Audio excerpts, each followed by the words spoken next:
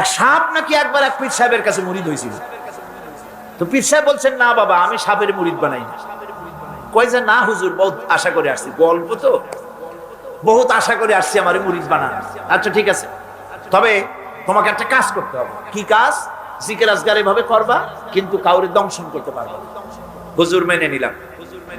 সে করছে কি, ময়দানের ভিতরে বিয়া কাইত হয়ে ধানওয়া জমিন, ধানের জমিন, প্যাডি লাইন, সেখানে কাত হয়ে পড়ে জিকির আজকার করতেছে। রাখাল ধান কাটছে, সন্ধ্যার পর এই ধানগুলি বান্ডে নেবে কি দিয়া দড়ি নেই, খুঁজতে খুঁজতে দেখে লম্বা একটা দড়ি।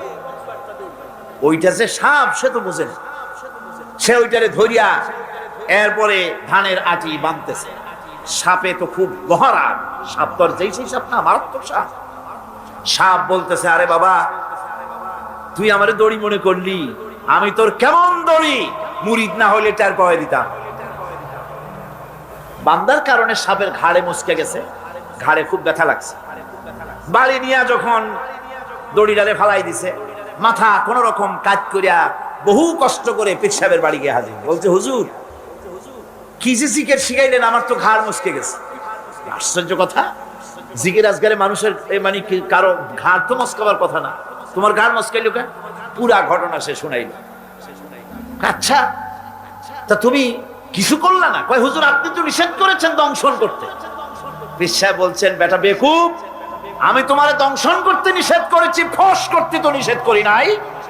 যখন তোমারে দড়ি মনে করিয়া হাত গায়ে হাত দিছিল, শুধু ফস করে উঠতে 3 লাখ দিয়া বর্ডার পার হয়ে দিল্লি চলে যেত। তুমি ফস করে উঠলা না কেন? সুতরাং ধৈর্যের অর্থ এটা নয় যে আপনারে পাড়াইতে থাকবে, থাপড়াইতে থাকবে, আর আপনি কবেন যে আল্লাহ আমি ধৈর্য ধরতেছি, ইন্নাল্লাহ মা'আস সাবিরিন।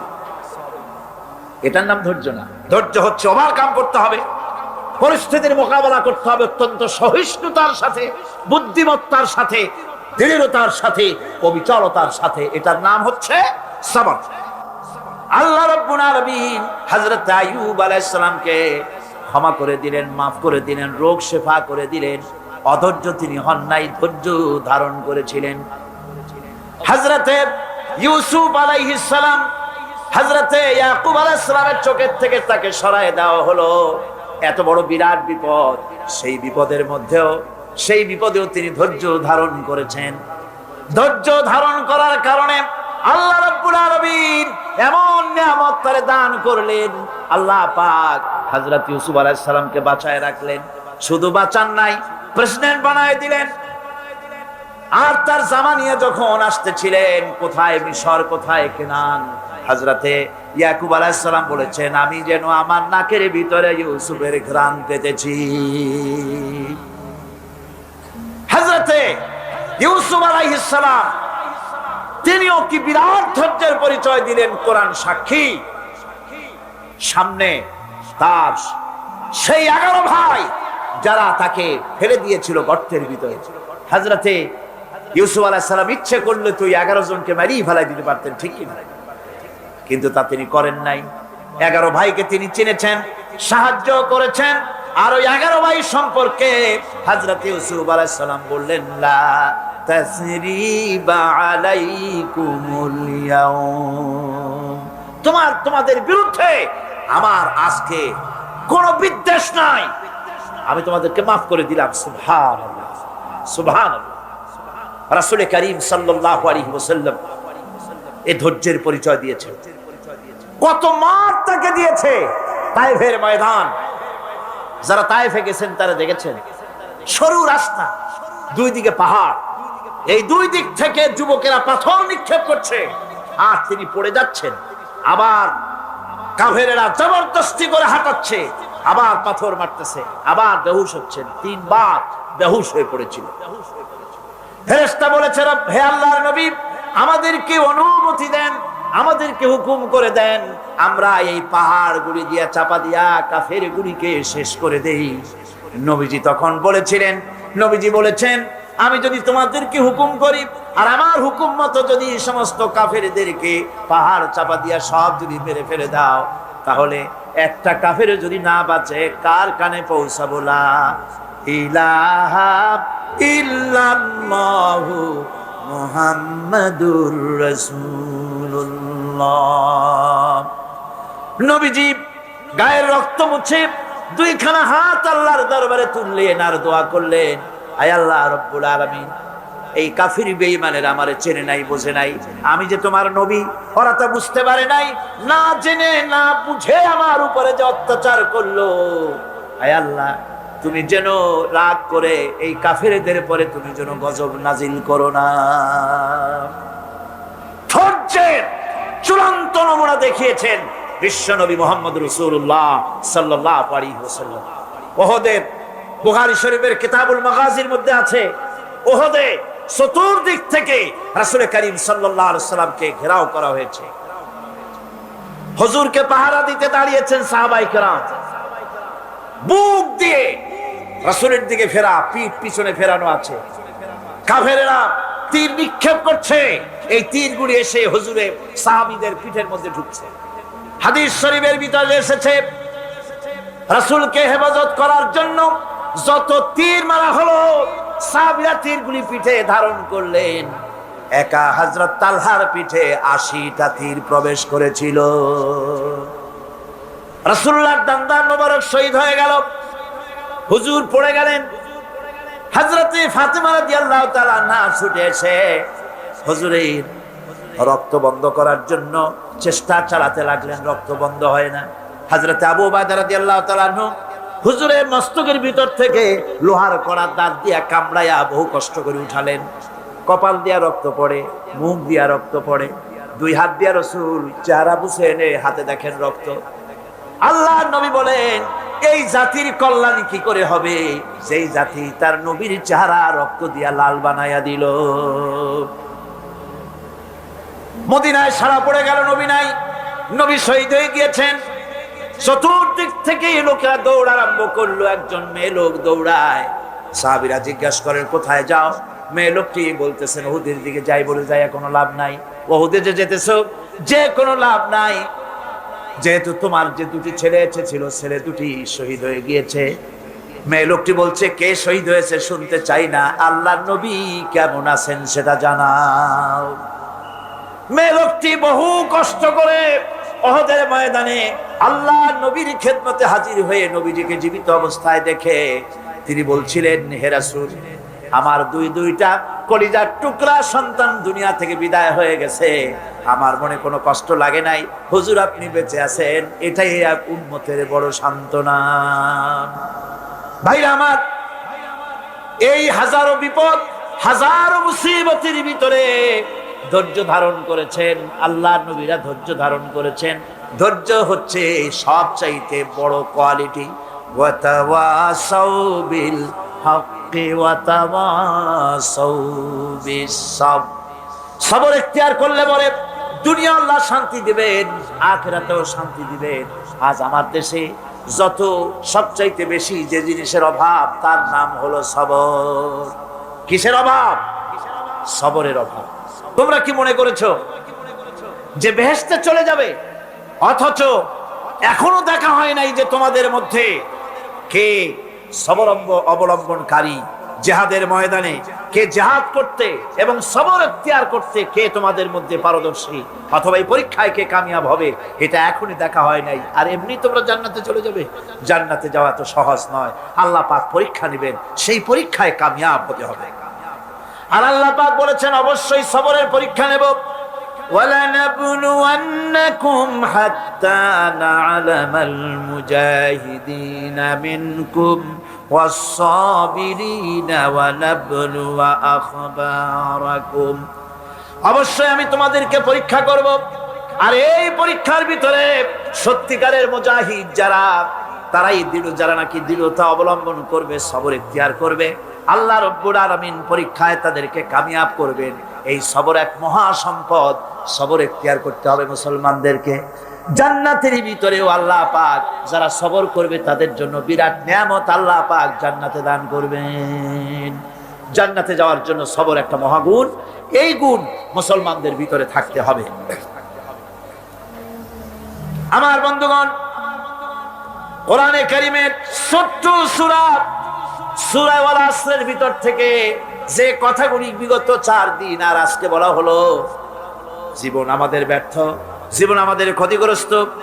এই জীবন যদি আমরা সবল করতে চাই তাহলে 4টি আমল করা লাগবে, ঈমান আর আমলে সালেহ। আর আমাদের করা লাগবে আমলে সালেহের সাথে হকের দাওয়াত আর সবর ইখতিয়ার করতে হবে। এই সবর যদি করতে পারি, জিহাদের ময়দানে লোক যদি কম হয়, বেশি সংখ্যকের উপরে আল্লাহ পাক আমাদেরকে জয়ী করে দিবেন।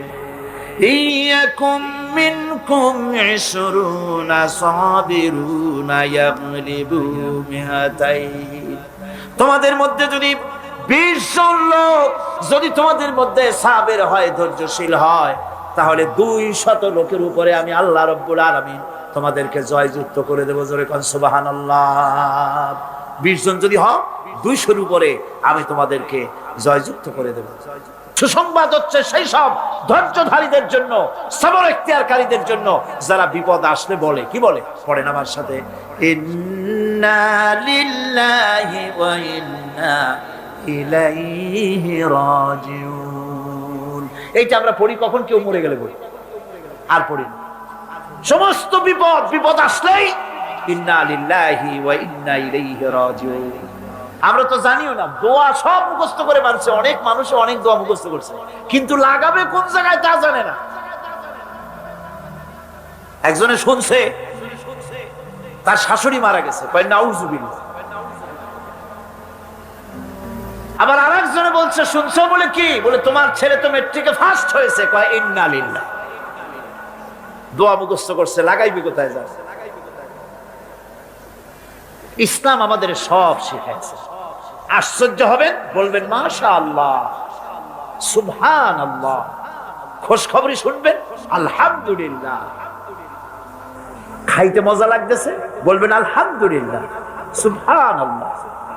এসব তো কিছু বলে চলে না, বিসমিল্লাহ কয়, আল্লাহর নাম নিতেই চায় না।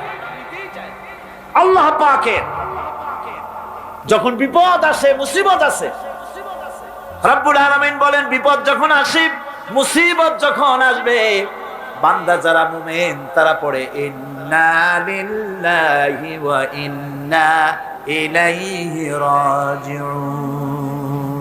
নিশ্চয়ই আমরা আল্লাহর জন্য এবং আমাদের সকলকেই আল্লাহর কাছে ফিরে যেতে হবে, এই কথাটা মুমিনদেরকে বলতে হবে। ঘুমের দোয়া আছে, রাসূলুল্লাহ ঘুমাবার সময় দোয়া পড়তেন, নামাজের পরে দোয়া পড়তেন। কত দোয়া যে হুজুর পড়েছেন। ইমাম নববীর একটা কিতাবই আছে, কিতাবুল আযকার, এত বড় কিতাব। সিহাসেত্তা থেকে সমস্ত দোয়াগুলি বেছে বেছে তিনি এই কিতাবের মধ্যে এনেছেন, কিতাবুল আযকার। এই কিতাবুল আযকারের ভিতরে দেখা যায় রাসূলুল্লাহ কত দোয়া করেছেন, সকালে, সন্ধ্যায়, রাতে, শুতে, উঠতে, বসতে, হাসিতে, খুশিতে, বিপদে, মুসিবতে, সব সময় দোয়া করতেন। এই দোয়াগুলি আপনারা মুখস্থ করবেন, এই দোয়াগুলি বই কিনে নেবেন এবং তার থেকে মুখস্থ করবেন, অর্থ সহকারে জানবেন এই দোয়াগুলি কি মূল্যবান দোয়া। আল্লাহর কাছে এই দোয়াগুলি হুজুর করতেন। আমার বন্ধুগণ, সবরকারীদের জন্য আল্লাহ রাব্বুল আলামিন জান্নাতের ভিতরে সুউচ্চ মর্যাদা দান করবেন, তাদের জন্য সুসংবাদ রয়েছে। উলাইকা ইউজজাউনাল গুরফাতা বিমা সাবারু ওয়া ইউলাক্কাউনা ফিহা তাহিয়াতান ওয়া সালামা। আল্লাহ রাব্বুল আলামিন তিনি বলছেন, এরা হচ্ছে সেই সব লোক যারা নাকি সবর ইখতিয়ার করেছিল দুনিয়ার ময়দানে। তাদেরকে আল্লাহ পাক জান্নাতের ভিতরে সুন্দর সুন্দর জায়গা, সুউচ্চ জায়গা, প্রশংসিত জায়গা তাদেরকে দান করা হবে এবং তাদেরকে শুভ সম্বোধন করা হবে। সেখানে তারা চিরকাল প্রবেশ করে থাকবে। আল্লাহর দয়া তো দারুণ বান্দার উপরে। বান্দা যদি একটু আমল করে, ভালো পথে চলে, গতকাল বলেছি সওয়াব করবেন একটা, আল্লাহ নেকি দেবেন 10টা। নেকির কাজ করবেন, আল্লাহ দিবে কয়টা? 10টা। তিনি তো রহমান, তিনি রহিম। এত দয়া তার। বান্দা যদি আল্লাহ রাব্বুল আলামিনের দিকে, কোন বান্দা যদি এক বিগত এগোয়, আল্লাহ পাক তার দিকে হেঁটে আসেন। বান্দা যদি হেঁটে যায়, আল্লাহর রহমত বান্দার দিকে দৌড়াইয়া যায়। আল্লাহ পাক বলছেন, আমার গজবের চাইতে আমার রহমত বেশি। সুবহানাল্লাহ। সেই জন্য আকীদাকে শুদ্ধ করে নিতে হবে। কেউ কিছুই দিতে পারবে না, দেওয়ার মালিক হলো আল্লাহ রাব্বুল আলামিন। মালিককে এমন দেওয়া দিবেন, পড় গিয়া জিস পর নজর बंदा को मौला कर दिया, पड़ गया जिस पर नजर बंदा को मौला कर दिया, आ गया जिस दाम में जोश कतरा को दरिया कर दिया। আল্লাহ রাব্বুল আলামিনের রহমতের নজর যদি কোনো গোলামের প্রতি পড়ে যায়, গোলামটা বাদশাহে পরিণত হয়ে যায়। আল্লাহর রহমতের নজর যদি এক ফোঁটা পানির উপরে পড়ে যায়, পানি ফোঁটা আটলান্টিক মহাসাগরে পরিণত হয়ে যায়। সে আল্লাহ রাব্বুল আলামিনের উপরে ঈমান এনে সৎ কাজ করে হকের দাওয়াত দিয়া সবর ইখতিয়ার করলে পরে আল্লাহ পাক তাদেরকে জান্নাত দান করবেন। জান্নাতের সুউচ্চ মাকাম আল্লাহ পাক দান করে দিবেন।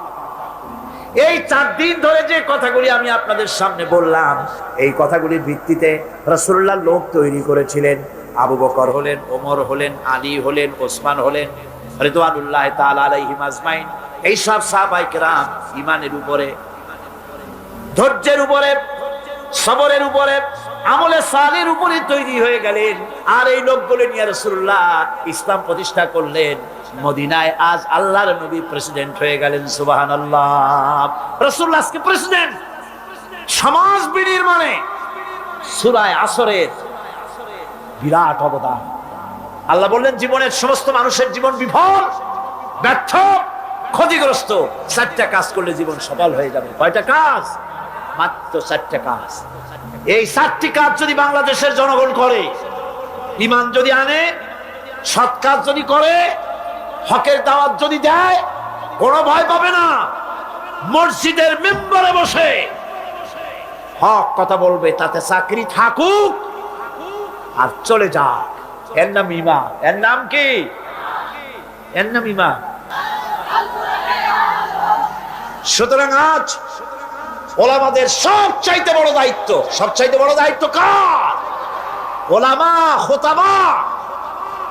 তারা হচ্ছেন ওমানাউদ্দিন, দ্বীনের আমানত আলেমদের কাছে। কার কাছে?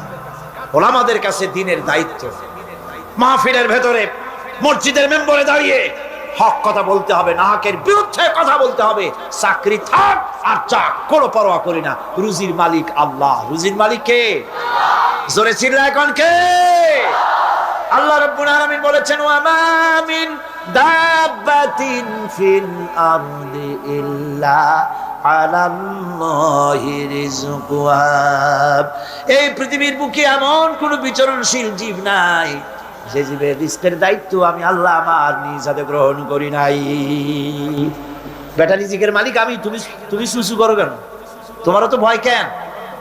হক কথা বলতে হবে। হক কথা যদি সাহাবায়ে কেরাম না বলতেন, তাহলে মক্কা ইসলাম শেষ হয়ে যেত, মদিনা পর্যন্ত আসতে পারতো না। ঠিক কিনা কর? আমাদের শানদার মাঝি ওলামায়ে কেরামদের রয়েছে শানদার মাঝি, অর্থাৎ উজ্জ্বল অতীত। উজ্জ্বল অতীত।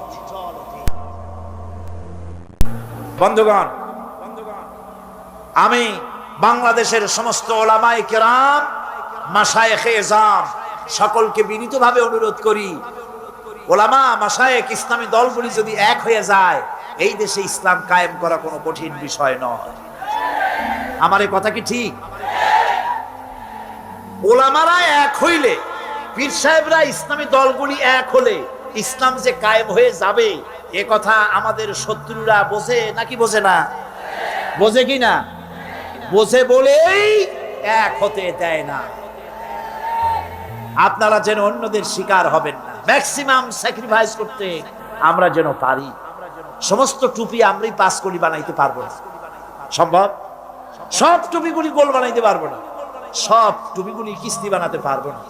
জামায়, টুপিতে, বিভিন্ন ব্যাপারে কিছুটা ব্যতিক্রম তো থাকবেই, অতীতেও ছিল, এখনো আছে। সুতরাং এইগুলিকে আল ইত্তেহাদ মাল ইখতিলাফ, ছোটখাটো মতভেদ ভুলে গিয়ে ঐক্যের প্ল্যাটফর্মে আসতে পারলে এদেশে ইসলাম কায়েম হওয়ার সম্ভাবনা 100-তে 100 ভাগ। শুনলেন না বিদেশি বক্তারা কি বক্তৃতা করলে? জীবনেও এত বড় কোরআনের মাহফিল চোখে দেখেনি। সুবহানাল্লাহ, সুবহানাল্লাহ। সেই বাংলাদেশে যদি কোরআনের শাসন কায়েম না হয়, তাহলে আমি একটা মারাত্মক বড় কথা বলবো। এই দেশে যদি ইসলাম কায়েম না হয়, সাধারণ জনগণ দায়ী হবে না। কিয়ামতে আমি আশঙ্কা করি আলেম ওলামা, পীর বুজুর্গ, ইসলামী দলগুলি দায়ী হয়ে যাওয়ার সম্ভাবনা বেশি। আল্লাহ যেন দয়া করে সব ওলামাদেরকে, পীর সাহেবদেরকে বুকে বুকে মেলার তৌফিক দান করে দেয়। আল্লাহ যেন আমাদের মধ্যে পারস্পরিক মহব্বতকে বৃদ্ধি করে দেন। আওলাদ রাসূল আমার থেকেও সুন্দর করে বলেছেন, আলিয়ায় পড়লে চোখে দেখতে পারে না, তার ইলম সব কুছ খালিয়া।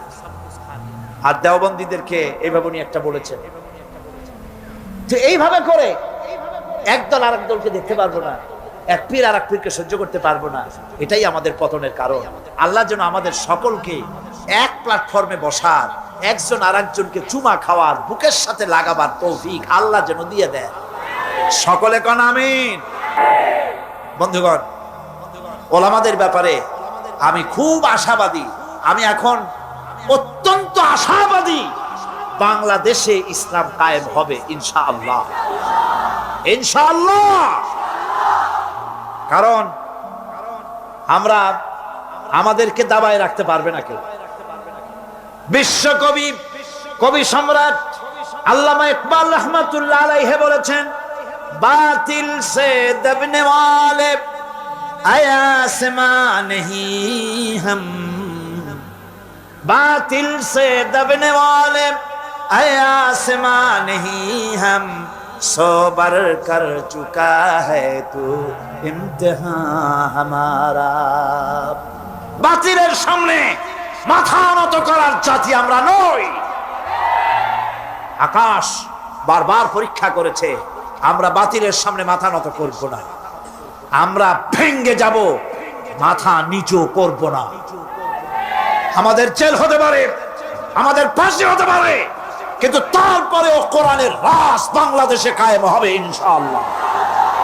আরো জোরে বলেন আমিন। এরপরে আমি মা বোনদের ব্যাপারে বলতে চাই। মা বোনদের ব্যাপারে তো এখানে আজকে হাজার হাজার মা বোনেরা এসেছিলেন, তাদের ব্যাপারে আমরা কথা বলেছি, বহু প্রশ্নের জবাব দিয়েছি। মা বোনদের বলতে চাই, ইসলাম আপনাদেরকে ঠকায় নাই। বিশ্বাস করেন, আমার মা বোনেরা যদি জানতেন ইসলাম তাকে, এই কোরআন তাকে কি অধিকার দিয়েছে, আমার রসুল তাকে কি অধিকার দিয়েছে, এই কথা যদি আমার মা বোনেরা জানতেন, অবশ্যই তারা সব রকমের সংগঠন ছেড়ে দিয়ে এক প্ল্যাটফর্মে এসে সরকারের কাছে তারা দাবি জানাতেন, কিচ্ছু চাই না, কোরআন আমাদের যা দিয়েছে সেইটা আমাদের ফিরাইয়া দাও। মা বোনেরা সেই আন্দোলন করুন, আপনাদের ইজ্জত বাঁচবে, সম্ভ্রম বাঁচবে, সতীত্ব বাঁচবে, দেশ বাঁচবে, জাহান্নাম থেকে কিয়ামতে বেঁচে যাবেন যদি কোরআনের পক্ষে আপনারা কাজ করতে পারেন। আল্লাহ সেই তৌফিক আপনাদেরকে যেন দান করেন, আমরা বলি আমিন। জোরে মা বোনেরা, পর্দা আজকে দেশ থেকে উধাও হয়ে যাচ্ছে। পর্দার কনসেপ্ট যেটা আছে সেটা চলে যাচ্ছে। নারীরা বেপর্দা হচ্ছে, জেনা ব্যভিচার বাড়তেছে, ধর্ষণ বাড়তেছে, হারামি বাড়তেছে। মা বোনদের বলবো, ইসলাম যে ধরনের পর্দা করতে বলেছে সেই পর্দা আপনারা সেভাবে করুন। সে ব্যাপারে বহুত বই আছে, বইগুলি খরিদ করে পর্দার নিয়ম কানুন জেনে সেভাবে আপনারা চলেন। আপনার চাকরি বাকরি, অফিস, আদালত, তিজারত সবটাই করতে পারবেন পর্দার ভেতরে থেকে। আল্লাহ যেন সে তৌফিক আপনাদেরকে দেন। যুব সম্প্রদায়ের ব্যাপারে বলতে চাই, আজকের মাহফিলে যুবকদের সংখ্যা কম না বেশি? বেশি মানে কি? জনমের মতো বেশি। আলহামদুলিল্লাহ, আলহামদুলিল্লাহ। একটি জিনিস সম্পর্কে আমি আপনাদেরকে বলবো, সেটা হলো আমার দেশের সবচাইতে নারী নির্যাতনের বড় হাতিয়ার হলো যৌতুক। অবশ্য চট্টগ্রামে যৌতুক নাই, আছে এখানে? কি সর্বনাশ! মনে করছিলাম যে অন্তত চট্টগ্রামটা যৌতুকের হাত থেকে মুক্ত আছে বোধহয়, এখানে বেশি। যৌতুক প্রথা এটি হারাম। বিবাহে মহারানা দিতে হয়। মহারানা দেওয়া কি সুন্নত না নফল? মাশাআল্লাহ, আপনারা তো জানাই আছে মহারানা দেওয়া ফরজ। এই ফরজ দায়িত্ব আপনাকে আদায় করতে হবে। সেই ফরজ আদায় না করিয়া মহারানা ফরজ সেটা আদায় না করে মেয়েওয়ালার কাছ থেকে হারাম যৌতুক আদায় করা হয়, বেবরকতি হবে না তো হবেটা কি? বিবাহের সময় শ্বশুর যদি কিছু দেয়, সুন্নত দেওয়া সুন্নত, নেওয়া সুন্নত, কিন্তু জোর করে আদায় করে নেওয়া হারাম। আপনার ছেলে যখন বিবাহ দিবেন, কোরআনের মাহফিলে ওয়াদা করতে পারবেন যে অন্তত আমার ছেলে বিয়ে দেওয়ার সময় শুকরের মাংসের মতো হারাম যৌতুক আদায় করব না? পারবেন ওয়াদা করতে? তাহলে ছেলের বাপেরা, যে সব বাপেদের ছেলে আজও বিয়া হয় নাই, ওই সব ছেলেদের পিতারা হাত উঁচু করে দেখান। অনেক বাচ্চারা হাত তুলছে, আরে বাচ্চারা তো বাপ হও নাই, হাত উঁচু করুন আমি দেখি। আর আমি যতদূর না দেখবো আল্লাহ তো দেখতেছেন। কে দেখতেছেন? হাত নামান। আলহামদুলিল্লাহ, জোরে কোন আলহামদুলিল্লাহ। এবার এবার তরুণ, যুবক, কিশোর যারা বিয়া করো নাই, হাত নামাও, হাত নামাও, হাত নামাও। আচ্ছা, বিবাহ করার সময় থামো না। বিবাহ করার সময় তোমার কাছে মূল্য কোনটার বেশি? টেলিভিশনের মূল্য বেশি না বউর দাম বেশি? শ্বশুরের দেওয়া খাট না হইলে শুইতে পারবা না। তুমি কি এমন ভিক্ষুকের পোলা নাকি? শ্বশুরের পালঙ্ক দিতে হবে, শ্বশুরের টেলিভিশন দিতে হবে, শ্বশুর সোনা দানা দিয়ে দেবে। তুমি কি ভিক্ষুকের বাচ্চা? তুমি পুরুষ। তোমার আত্মমর্যাদা, পার্সোনালিটি, শখসিয়ত, ব্যক্তিত্ব থাকতে হবে। মেয়ে লোকের বাপের কাছ থেকে তুমি অর্থ নিবে কেন? সে যদি কিছু দেয় আলহামদুলিল্লাহ, না দেয় আলহামদুলিল্লাহ। বউকে গালি দিতে পারবে না। বউকে, বউয়ের মাকে, তার বাবাকে কখনো খোঁটা দেওয়া যাবে না। বিনা যৌতুকে বিবাহ করবে যারা, সেই সব অবিবাহিত যুবকের আবার হাত উঁচু করে দেখো, হাত উঁচু করে রাখো আমি দেখি। দাঁড়াবে না, বসো। খালি হাত, খালি হাত। এই মেয়ে বসো। এর দ্বারা বোঝা গেল কি জানেন? বোঝা গেল মাহফিলে যারা এসেছে তার 90% মতো যুবক, তারুণ্যের শক্তিতে উদ্বেল যুবকেরা মাহফিলে এসেছে। যে দেশের তরুণেরা, যুবকেরা কোরআন শুনতে আসে, সে দেশের কোরআনের আইন বন্ধ করার ক্ষমতা কারো নয়।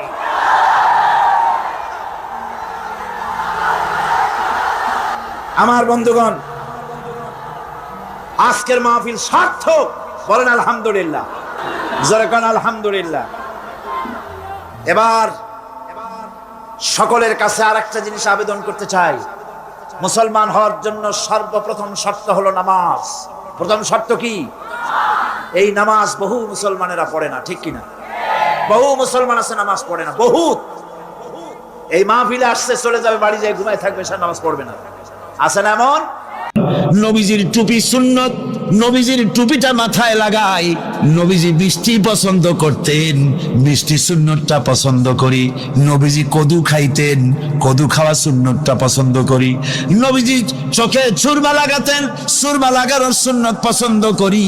কিন্তু নবীজি রাষ্ট্র দখল করে প্রেসিডেন্ট হয়েছিলেন, আর আল্লাহর দ্বীন কায়েমের জন্য তায়েফে যে রক্ত দিয়েছিলেন সেটাও যে সুন্নত। আবার ওহদে যে দামদার মোবারক শহীদ হয়েছিল সেটাও যে সুন্নত। মা বাপের জায়গা জমি ঘর বাড়ি ছেড়ে দিয়ে হিজরত করেছিলেন। এই সুন্নত বড় কঠিন, এই কঠিন সুন্নতের কাছে মুসলমানের পাওয়া যায় না। 13 বছর পূর্ণ হওয়ার পথে এমন সময় রব্বুল আলামিন ইচ্ছে করলেন নবীজিকে আপন দরবারে ডেকে নেবেন, কিছু খাস কথা বলার জন্য নিজের দরবারে ডেকে নেবেন, মেরাজ করাবেন, আরশে আজিমে ডেকে নেবেন। এই পৃথিবীর কোন পয়গম্বরের কিসমতে যা হয় নাই, আপনার আমার নবী মুহাম্মদ সাল্লাল্লাহু আলাইহি ওয়াসাল্লামকে আল্লাহ রাব্বুল আলামিন সেই মর্যাদা দিয়েছেন। জোরে কোন সুবহানাল্লাহ। ধুলির ধরা থেকে রাসূলকে আরশে আজিমে নিয়ে যাওয়া হবে। বোরাক এলো। বোরাক হচ্ছে বারতুন থেকে উৎপত্তি। এর অর্থ হচ্ছে বিজলি, বৈদ্যুতিক গতি সম্পন্ন, ঘোড়ার চাইতে ছোট, খচ্চরের চাইতে বড়, এই জাতীয় একটা প্রাণীর মতো হযরতে জিবরাইল নিয়ে আসলেন। আমাদের দেশে কারো কারো বাড়িতে আয়নায় বাঁধানো থাকে এই ছবিটা। ঘোড়া আছে, দুইটা ডানা আছে, মাথাটা মেয়ে লোকের মতো, চুলগুলো ঝুলে পড়ছে, নিচে লেখা আছে হাজা বরাকুন নবী সাল্লাল্লাহু আলাইহি ওয়াসাল্লাম। আন্দাজে কোথায় পাইছে আল্লাহ জানেন, মিথ্যে কথা, বাজে কথা। আল্লাহ এরকম একটা মেয়ে লোক মার্কা ঘোড়া পাঠাইছিল হুজুরকে নেওয়ার জন্য, এটা কথা হইল? রাসূলকে মক্কা থেকে উম্মে বাবে উম্মে হানি থেকে হুজুরকে বের করে নিয়ে যাওয়া হলো বাইতুল মাকদাসে। সমস্ত পয়গম্বর দুনিয়া আল্লাহ যাদের পাঠিয়েছিলেন সমস্ত রূহ উপস্থিত ছিল সেখানে। রাসূল করিম সাল্লাল্লাহু আলাইহি সাল্লাম এখান থেকে মেরাজ করলেন। এতটুকু ছিল ইসরা। কোরআনে কারীম বলছে, আজকের কারি সাহেব যেখান থেকে তেলাওয়াত করেছিলেন, সুবহানাল্লাযী আসরা বিআবদিহি লাইলাম মিনাল মাসজিদিল হারামি ইলাল মাসজিদিল আকসা ইলা আখিরিল আয়া। কারো কারো মাথার মধ্যে যারা বিজ্ঞান পড়াশোনা করে বা আধুনিক চিন্তিত লোক, আধুনিক শিক্ষিত লোক, তাদের মধ্যে এই চিন্তাটা আসতে পারে যে ল অফ গ্র্যাভিটেশন পার হয়ে, মাধ্যাকর্ষণ শক্তি পার হয়ে একটা জড় পদার্থ, একটা জড় শরীর কি করে মাধ্যাকর্ষণ পাড়ি দিয়া উপরে চলে গেল, এটা হাউ ইজ ইট পসিবল, এটা কি করে সম্ভব? চিন্তাটা মাথার মধ্যে আসতে পারে। কিন্তু এখন আর ওইসব চিন্তা নাই। আমি হিউস্টনে দেখে এলাম আমেরিকার সেই মহাশূন্য গবেষণাগার, সেইখানে দেখলাম বিরাট রকেট, যে রকেটটা তারা পাঠাতে চেয়েছিল কিন্তু পাঠায় না, কি সব প্রবলেম হয়েছে সেই জন্য। সেই তৈরি করা রকেটটা দেখলাম, রকেটটার যে দরজাটা, সেই দরজাটারই ওজন হচ্ছে 20 টন দরজা। এমন টেকনোলজি দিয়ে দরজাটা তৈরি করা হয়েছে যে একটা লোকই দরজাটা এভাবে লাগাই দিতে পারে, আবার খুলেও দিতে পারে। 20 টন ওজন দরজা। আর পুরা রকেটটার ওজনটা কি হবে চিন্তা করেন। 3টা জিনিস থাকে, 2টা থাকে সিলিন্ডার, আর একটা থাকে যেটার ভিতরে মানুষ থাকে, সেই মানুষ বসার জন্য একটা, আর 2টো সিলিন্ডার থাকে। যখন এখান থেকে ছেড়ে দেওয়া হয় তখন দুই দিকে 2টা যে কোল বালিশের মতো থাকে, দেখছেন কিনা ছবিতে আপনারা, এই 2টো জ্বলে পড়ে গেল। যাওয়ার সময় এই 2টোতে যে ফোর্স লাগিয়ে দিল, এই ফোর্সে ল অফ গ্র্যাভিটেশন পার করে দিল। এরপর আর তার কোনো তেল লাগবে না, বিনা তেলে যত খুশি তত উপরে চলে যেতে পারবে। চিন্তা করলাম, মানুষের মাথায় যদি এই জ্ঞান আল্লাহ দেন, এত জটিল জিনিস এত পাওয়ারফুল করে ছেড়ে দেওয়া হয়েছে, ল অফ গ্র্যাভিটেশন পার হয়ে যাওয়ার পর মাধ্যাকর্ষণ শক্তি শুধু পৃথিবীর নাই, প্রত্যেকটা গ্রহ, প্রত্যেকটা উপগ্রহের আলাদা আলাদা মাধ্যাকর্ষণ আছে। যদি তা না থাকতো, একটার থেকে আর একটা বিচ্ছিন্ন হয়ে পৃথিবীতে লন্ডভন্ড হয়ে যেত। প্রত্যেকটার আলাদা আলাদা মাধ্যাকর্ষণ শক্তি আছে। তো সেই জিনিসটা এভাবে চলে যায়। আল্লাহ রাব্বুল আলামিন তার হাবিবকে নেবেন, আপনার অত চিন্তা কেন, যেটা গেল কেমনে, এটা কি করে সম্ভব? আপনার মাথায় ঢুকবে না, আপনার আমার মাথায় ঢুকবে না। ঢুকবে না বলেই ঘটনার সূত্রপাত আল্লাহ কেমনে করছে সেদিকেই লক্ষ্য করেন। দুনিয়ার মানুষ, তুমি আমার কুদরত তোমার মাথায় ঢুকবে না। সেই জন্য ইসরার ঘটনা বলতে গিয়া রব্বুল আলামিন শুরুই করলেন সুবহানাল্লাযী আসরা বিআবদিহি। সুবহানাল্লাযী, সমস্ত দুর্বলতা অক্ষমতা থেকে মুক্ত সেই সত্তা যিনি তার বান্দাকে ইসরা করিয়েছেন, মেরাজ করিয়েছেন। কাল সুবহানাল্লাহি ওয়া বিহামদিহি। সমস্ত দুর্বলতা অক্ষমতা থেকে মুক্ত তিনি পার করে নিয়ে গিয়েছেন। তারপরে মুহূর্তের ভিতরে মহাশূন্য পাড়ি দিয়ে, সেই মহাশূন্য মানে কি? এইখান থেকে সূর্য কত দূরে জানেন না? 9,30,00,000 মাইল দূরে এখান থেকে সূর্য। সেই সূর্য, তারপরে রয়েছে গ্যালাক্সি, মিল্কি ওয়ে, গ্রহ নক্ষত্র, সে যে কত দূরে, যে সমস্ত তারকা, এমন বহুত তারকা আছে যে তারকা সৃষ্টির পর তার আলো পৃথিবীর মাটি আজ পর্যন্ত স্পর্শ করে নাই, অথচ আলোর গতি প্রতি সেকেন্ডে কত মাইল? হ্যাঁ, ৮৬,০০০ মাইল। এই ১,৮৬,০০০ মাইলের সেকেন্ড, এর মিনিট, এর ঘন্টা, এর দিন, এর সপ্তাহ, এর মাস, এর বছর, এটাকে বলা হয় লাইট ইয়ার, আলোকবর্ষ। সেই তারকা তৈরি হওয়ার পর কত সহস্র সহস্র লাইট ইয়ার চলে গেল, আজও পর্যন্ত সেই তারকার আলো পৃথিবীর মাটি স্পর্শ করতে পারে নাই। তাহলে সেই তারা কোথায়? আল্লাহ রাব্বুল আলামিন তার হাবিবকে চাঁদ, সূর্য, গ্রহ, নক্ষত্র, মহাশূন্য পাড়ি দিয়ে, তারপরে ৭ আকাশ পাড়ি দিয়ে সিদরাতুল মুনতাহা পর্যন্ত নিয়ে গেলেন। জোরে কোন সুবহানাল্লাহ। এবার সিদরাতুল মুনতাহা পর্যন্ত যাওয়ার পথে যত ঘটনা ঘটলো সেগুলো আপনারা ইতিহাস থেকে পড়ে নেবেন, ওগুলি বলার সময় আমার কাছে নাই। সিদরাতুল মুনতাহায় যাওয়ার পর হযরতে জিবরাইল বলেন, আর আমি যেতে পারবো না, এটা হলো বিপজ্জনক বর্ডার। আমি যদি আর এক চুল অগ্রসর হই তাহলে আমি জ্বলে পুড়ে ছাই হয়ে যাব, আমার আর যাওয়ার অধিকার নাই। হুজুর সেখানে বসে থাকলেন। জিবরাইল বলে গেলেন, এখান থেকে আপনাকে নেওয়ার কুদরতি ব্যবস্থা হয়ে যাবে। রাসূল দুনিয়ায় ফিরে এসে হযরতে বেলালকে ডেকে বলেছিলেন, বেলাল গো, এমন কি আমল তুমি করো আমারে শোনাও। হযরতে বেলাল বলেন, হুজুর আমার আমল তো সব আপনি জানেন। কয় না, কি করো শোনাও। বেলাল বলেন, হুজুর খাস আমলের মধ্যে এতটুকু আছে যে আমি কখনো বিনা উজুতে থাকি না, যখন উজু চলে যায় উজু করি, আর উজুর ইহতিমামের জন্য 2 রাকাত নফল নামাজ পড়ি। হুজুর বলেন, বেলাল তুমি এই আমল ছাড়বা না, কারণ সিদরাতুল মুনতাহায় হযরত জিবরাইল আমারে যখন ছেড়ে চলে গেলেন, আমার একা একা বড় ভয় লাগতে লাগলো। তখন আমার মনে হচ্ছিল তুমি যেন আমার চতুর্দিকে হাঁটতেছো। আমার ভাইরা, রফরফ নামক বিছানা চলে এলো। কুদরতি এই বিছানায় চড়ে নবীজি আল্লাহ রাব্বুল আলামিনের দরবারে আরশে আজিমে পৌঁছে গেলেন। জোরে বলেন সুবহানাল্লাহ, জোরে বলেন সুবহানাল্লাহ। যেখানে পৃথিবীর কোন মানুষের যাওয়া সম্ভব নয়, গোটা পৃথিবীর মানুষের মর্যাদা আল্লাহ পাক বাড়াই দিলেন, আরশে আজিমে হুজুরকে নিয়ে গেলেন।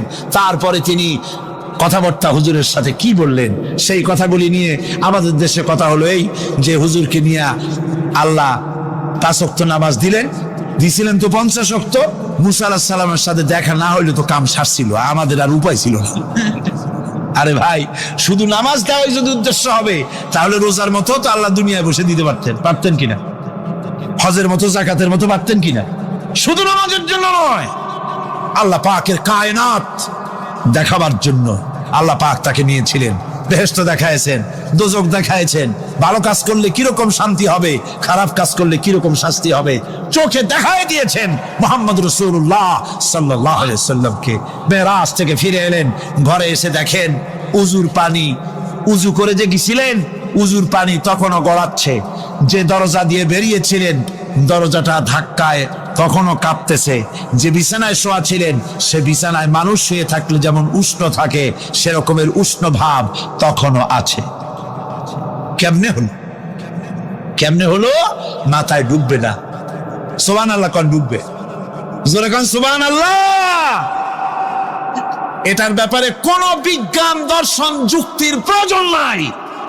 প্রয়োজন শুধু এতটুকু, আল্লাহ তার হাবিবরে নেবেন, কত দ্রুত নিবেন, কত দ্রুত পাঠাবেন এটা তিনিই ভালো জানেন, আমাদের কোনো জানার কথা না। ঠিক কিনা কর? আল্লাহর নবী বলেছেন, আল্লাহর সৃষ্টি নৈপুণ্যতা সম্পর্কে যদি কোনো বান্দা 1 ঘন্টা চিন্তা করে, 1 ঘন্টা যদি গবেষণা করে, চিন্তা করে, রব্বুল আলামিন তার আমলনামায় 60 বছরের নফল ইবাদতের সওয়াব লিখে দেন। জোরে বলেন সুবহানাল্লাহ। আল্লাহ পাক এই সমস্ত কথা বলে এখন ওই ফর্মুলা বলতেছেন যে আসলে আমার বান্দা হওয়ার জন্য, খাঁটি বান্দা হওয়ার জন্য তার কয়েকটি বৈশিষ্ট্য থাকতে হবে। আল্লাহ পাক এখানে 8টি বৈশিষ্ট্য বর্ণনা করেছেন। আল্লাহর খাঁটি বান্দা হওয়ার জন্য বৈশিষ্ট্য কয়টা লাগবে? 8টি। বেহেশত কয়টা? বেহেশত কয়টি? আল্লাহ পাক বৈশিষ্ট্য বানাইছেন 8টি। এখানে 8টি বৈশিষ্ট্যের কথা বলা হয়েছে। মহান আল্লাহ রাব্বুল আলামিন বলেন, ওয়া ইবাদুর রাহমানিল্লাযীনা ইয়ামশুনা আলাল আরদি হাওনান ওয়া ইযা খাতাবাহুমুল জাহিলুন জাহিলুনা ক্বালু সালামা।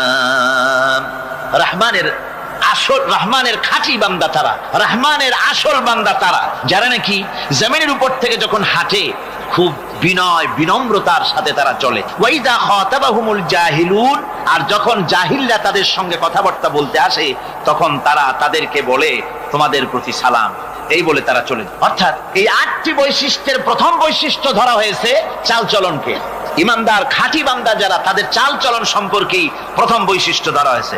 তার মানে হচ্ছে নির্লজ্জ, স্বৈরাচার, মাস্তান, গুন্ডা, বদমাশ, অত্যাচারী, এদের চালচলন এক ধরন। আবার অন্যদিকে ব্যক্তিত্ব সম্পন্ন, মর্যাদাবান, এরপরে শিক্ষিত, ভদ্র, মার্জিত, তাদের চালচলন ভিন্ন ধরনের। এই দুই শ্রেণীর চালচলন কি একরকম হয় নাকি? একরকম হয় না। তার কারণ হচ্ছে ব্যক্তির চালচলনের মাঝেই তার অবস্থাটা বোঝা যায় যে আসলে লোকটি কেমন। আল্লাহ রাব্বুল আলামিন এই কথার দ্বারা এটা প্রমাণ করতে চান যে মোমেন বান্দা যারা হবে, আল্লাহর খাঁটি বান্দা যারা হবে, তাদের পরিচয় দেওয়া লাগবে না। তাদের চালচলন দেখে, তাদের হাঁটা দেখে, তাদের চলা দেখে, তাদের বলা দেখে, তাদের আচরণ দেখে লোকেরা বুঝতে পারবে যে ইনি হচ্ছেন আল্লাহর একজন খাঁটি বান্দা, একজন মোমেন ব্যক্তি, কথা বুঝতে পারবে। আর সে ব্যক্তি জমিনের উপরে চলবে খুবই বিনম্র ভাবে। কোরআনে কারিমে অন্য জায়গায় আল্লাহ রাব্বুল আলামিন বলেছেন, ওয়ালা তামশি ফিল আরদি মারহান ইন্নাকা লান তাখরিকাল আরদা ওয়া লান তাবলুগাল জিবালা তুলা। আমার জমিনের উপরে অহংকারের পদবরে হেঁটো না, আমার জমিনের উপরে অহংকার করে জমিনের উপরে হেঁটো না। তুমি জমিনের উপরে অহংকার করে হেঁটে পদাঘাত দিয়ে আমার এই জমিনকে ফাটায় দিতে পারবে না। আর তুমি লাভ দিয়ে আমার আকাশে, আমার পাহাড়ের উচ্চতাও তুমি ছাড়িয়ে যেতে পারবে না। অহংকার করে কেউ কি পায়ের আঘাত দিয়ে জমিনটাকে ফাটায় দিতে পারে? কি বলেন, পারবে? আর অহংকার করে লাভ দিয়ে পাহাড়ের উচ্চতাও কি কেউ ছাড়িয়ে দিতে পারবে? পারবে না। সুতরাং অহংকার, মোমেন ব্যক্তি যারা, তারা অহংকার করতে পারে না। অহংকার মোমেনের স্বভাব নয়। অহংকার করতে পারে কেবলমাত্র আল্লাহ রাব্বুল আলামিন। অহংকার হচ্ছে আল্লাহ পাকের ইজাত। অহংকার কে করতে পারেন? আল্লাহ পাক করতে পারেন। মানুষের অহংকার শোভা পায় না। মানুষ, তোমার আবার অহংকার কিসের? এক ফোঁটা নাপাক পানি দিয়ে যার জন্মের উৎস, এমন নাপাক পানি যা শরীর থেকে নির্গত হলে পরে গোসল করা ফরজ হয়ে যায়, এমন এক ফোঁটা নাপাক পানি যার জন্মের উৎস, তার অহংকার কি? অহংকার করবেন আল্লাহ রাব্বুল আলামিন। হাদিসে কুদসির ভিতরে এসেছে, আল্লাহ পাক বলেছেন, যে ব্যক্তি অহংকার করে সেজন্য আমার চাদর নিয়ে টানাটানি করে। জোরে করে নাউযুবিল্লাহি মিন যালিক। সুতরাং মুমিন বান্দা যিনি হবেন, আল্লাহর খাঁটি বান্দা, রহমানের খাঁটি বান্দা, সে ব্যক্তি কখনো জমিনের উপরে অহংকারের সাথে চলাফেরা করবে না, বরং তার চালচলন হবে অত্যন্ত বিনম্র। আর কি? আর হলো জাহিলদের সঙ্গে সে কোনো বিতর্কে লিপ্ত হবে না। জাহিলরা গালাগালি দেবে, গালাগালির জবাবে সে গালাগালি দেবে না। জাহিলরা অত্যাচার করবে, অত্যাচারের জবাবে সে অত্যাচার করবে না, বরং তাদেরকে দেখলে, তারা অত্যাচার করতে আসলে, তারা গালাগালি দিলে তাদের জবাবে ইদফা বিল্লাতি হি আহসান, তাদের জবাবে তাদেরকে সালাম দিয়ে সেখান থেকে তারা কেটে পড়বে। সূরা কাসাসে অন্য জায়গায় আল্লাহ রাব্বুল আলামিন একথা আবার এভাবে বলতেছেন, ওয়াইজা সামিউল লাগওয়া আ'রাদু আনহু ওয়া ক্বালু লানা আ'মালুনা ওয়া লাকুম আ'মালুকুম সালামুন আলাইকুম লা নাবতাগিল জাহিলিন। আল্লাহ পাক বলছেন যে যখন মুমিনেরা পরস্পরে মুমিনদের সাথে জাহিলদের যখন দেখা সাক্ষাৎ হয়ে যায়, যখন ঝগড়ায় লিপ্ত হতে চায়, তখন মুমিনেরা যারা মুমিন বান্দা, আল্লাহর খাঁটি বান্দা, তারা বলবে যে তোমাদের আমলের প্রতিফল তোমরা পাবা, আমাদের কৃতকর্মের ফল আমরা পাবো। সুতরাং তোমাদের প্রতি সালাম, তোমাদের সাথে আমাদের কোনো সম্পর্ক নাই। ঝগড়াঝাটি না করে তারা ফিরে আসবে। আল্লাহ পাক এরপরে বলেন, ওয়াল্লাযীনা ইয়াবিতুনা লিরাব্বিহিম সুজদান ওয়া কিয়ামা। রহমানের খাঁটি বান্দা তারাই আরেকটি বৈশিষ্ট্য, তাদের এই 2 নম্বরের বৈশিষ্ট্য বলা হচ্ছে। রহমানের, আল্লাহর খাঁটি বান্দার 2 নম্বরের বৈশিষ্ট্য যেটা, সেটা হচ্ছে এই যে তারা রাত কাটায় তার রবের হুজুরে, আল্লাহর দরবারে সেজদা দিয়ে দাঁড়িয়ে থেকে কান্দাকাটি করে তারা রাত গুজরান করে। জোরে বলেন সুবহানাল্লাহ। আর এর বিপরীত যারা, তারা রাত কাটায় রাতের বেলা মদ, জুয়া, সিনেমা, গান বাজনা, অশ্লীলতা, নাটক, হাবিজাবি গল্প গুজব করে তারা তাদের রাত কাটায়। আর যারা মুমিন বান্দা, আল্লাহর বান্দা, যারা খাঁটি বান্দা, তারা এই রাত তারা আল্লাহর ইবাদতের ভিতর থেকে কান্দাকাটির মধ্য দিয়ে দাঁড়িয়ে দাঁড়িয়ে অথবা সেজদার ভিতরে তারা তাদের রাত কাটিয়ে দেয়। কোরআনে কারীমে আল্লাহ রাব্বুল আলামিন এই কথা এভাবে বলেছেন, তাতাজাফা জুনুবুহুম আনিল মাদাজি ইয়াদউনা রাব্বাহুম খাওফান ওয়া তামআন। আমার মুমিন বান্দারা তাদের পার্শ্বদেশ এবং পৃষ্ঠদেশ বিছানার উপরে বেশি রাত থাকে না। তারা তাদের রবের প্রতি রবের ভয়, আল্লাহর ভয়, আশা এবং আশা পোষণ করে, আর তারা আল্লাহকে ভয় করে তারা বিছান থেকে নিজের পিঠকে আলাদা করে নিয়ে তারা রাতের বেলায় আমার কাছে কান্দে, আমার কাছে দোয়া করে, তারা কান্দে, ইবাদত করে। সূরা যারিয়াতের ভিতরে রব্বুল আলামিন বলতেছেন, কানু কালিলাম মিনাল লাইলি মা ইয়াহজাউনা ওয়া বিল আসহারি হুম ইস্তাগফিরুন। আমার এই মুমিন বান্দাগুলি, আমার খাঁটি বান্দা যারা, তারা সারা রাত ঘুমায় না, রাতের একটা অংশ মাত্র তারা ঘুমায়, সারা রাত ঘুমায় না, একটা অংশ তারা ঘুমায়, আর বাকি অংশটুকু শেষ রাত্রে তারা ওঠে আর আমার দরবারে তারা কান্দে, মাপ চায় আর কাঁদতে থাকে, চোখের পানি ফেলতে থাকে। আল্লাহ রাব্বুল আলামিন শেষ রাত্রে প্রথম আকাশে আসেন। হাদিস শরীফে এসেছে, প্রথম আকাশে আল্লাহ রাব্বুল আলামিন এসে দুনিয়ার মানুষকে ডাকেন, কে আছো? গুনাহ করে জীবন বোঝাই করে ফেলেছো, নাফরমানি করেছো, গুনাহ করেছো, অথবা বিপদে পড়েছো, ঋণগ্রস্ত হয়ে পড়েছো, অসুবিধায় পড়েছো, মামলা মকদ্দমায় পড়েছো, আমার কাছে মাপ চাও, আমার কাছে সাহায্য চাও। এই সময় যে সমস্ত বান্দারা আরামের ঘুমকে হারাম করে আল্লাহর দরবারে কাঁদতে থাকে, তাহাজ্জুদের নামাজ আদায় করে যখন হাত তুলে কাঁদে, আল্লাহ পাক তখন এই দৃশ্য দেখে ফেরেশতাদের বলেন, ও আমার ফেরেশতারা, আমার ওই বান্দাগুলি কাঁদে কেন? সমস্ত মানুষ যখন ঘুমানো, এই বান্দাগুলি কাঁদে কেন বলো? ফেরেশতারা বলে, আল্লাহ তুমি তো ভালো করে জানো। ফেরেশতারা বলে, আল্লাহ পাক বলবেন, তবুও তোমাদের মুখ থেকে শুনতে চাই। ফেরেশতারা তখন বলবে, রব্বুল আলামিন তোমার বান্দা গুনাহ করেছে, জাহান্নামের ভয়তে তোমার কাছে কাঁদতেছে, তোমার ভয়তে কাঁদে, জাহান্নামের ভয়তে কাঁদে। আল্লাহ জিজ্ঞেস করেন, ফেরেশতারা, ওরা যে আমার ভয়তে কাঁদে, ওরা কি আমারে দেখছে নাকি? ফেরেশতারা বলেন, না, খোদা তোমারে দেখে নাই। আল্লাহ পাক বলেন, ওরা আমার যে জাহান্নামের ভয়তে কাঁদে, ওই জাহান্নাম তারা দেখেছে নাকি? ফেরেশতারা বলে, না আল্লাহ, তোমার জাহান্নাম ওরা দেখে নাই, তোমার বেহেশত কিছুই দেখে নাই। আল্লাহ পাক বলেন, ও আমার ফেরেশতারা, এই বান্দাগুলি আমার দুজক দেখে নাই, আমাকে দেখে নাই, হাসর মিজান সিরাত কিছুই দেখে নাই, শুধু কোরআনের কথা শুনে, আমার নবীর কথা শুনে, আমার কোরআনের কথা শুনে বিশ্বাস করে আরামের ঘুমকে হারাম করে কিভাবে কাঁদতেছে তাকায় দেখ। আমার রহমতের দরিয়ায় জোশ মেরে গেছে, তোরা সাক্ষী থেকে যা, আমার ওই ক্রন্দনরত বান্দাগুলিকে আমি আল্লাহ মাফ করে দিলাম। আমার ভাইয়েরা, আল্লাহ পাক বলেন, আম্মান হুয়া কানিতুন আনা আল-লাইলি সাজিদাও ওয়া কাইমান। আল্লাহ রাব্বুল আলামিন বলেন, সিজদার ভিতরে আর দাঁড়ানোর ভিতরে আমার এই বান্দাগুলি আখিরাতে আমার সঙ্গে দেখা করা লাগবে এই ভয়তে, জাহান্নামের ভয়তে তারা কাঁদে, এভাবে কাঁদতে থাকে, আর আল্লাহ পাক ওই সময় তাদের গুনাহ মাফ করতে থাকেন। কোরআনে কারীমের ভিতরে আল্লাহ পাক বলেন, সারা রাত ঘুমাতে আল্লাহ নিষেধ করেছেন, সারা রাত যেন ঘুমায়ো না, পাইকারি ধরে ঘুমায়ো না, একটু জাগো। ওয়াজকুর ইসমা রাব্বিকা বুকরাতাও ওয়া আসীলা। সকাল এবং সন্ধ্যায় তোমার প্রভুর, তোমার রবের জিকির করো, স্মরণ করো।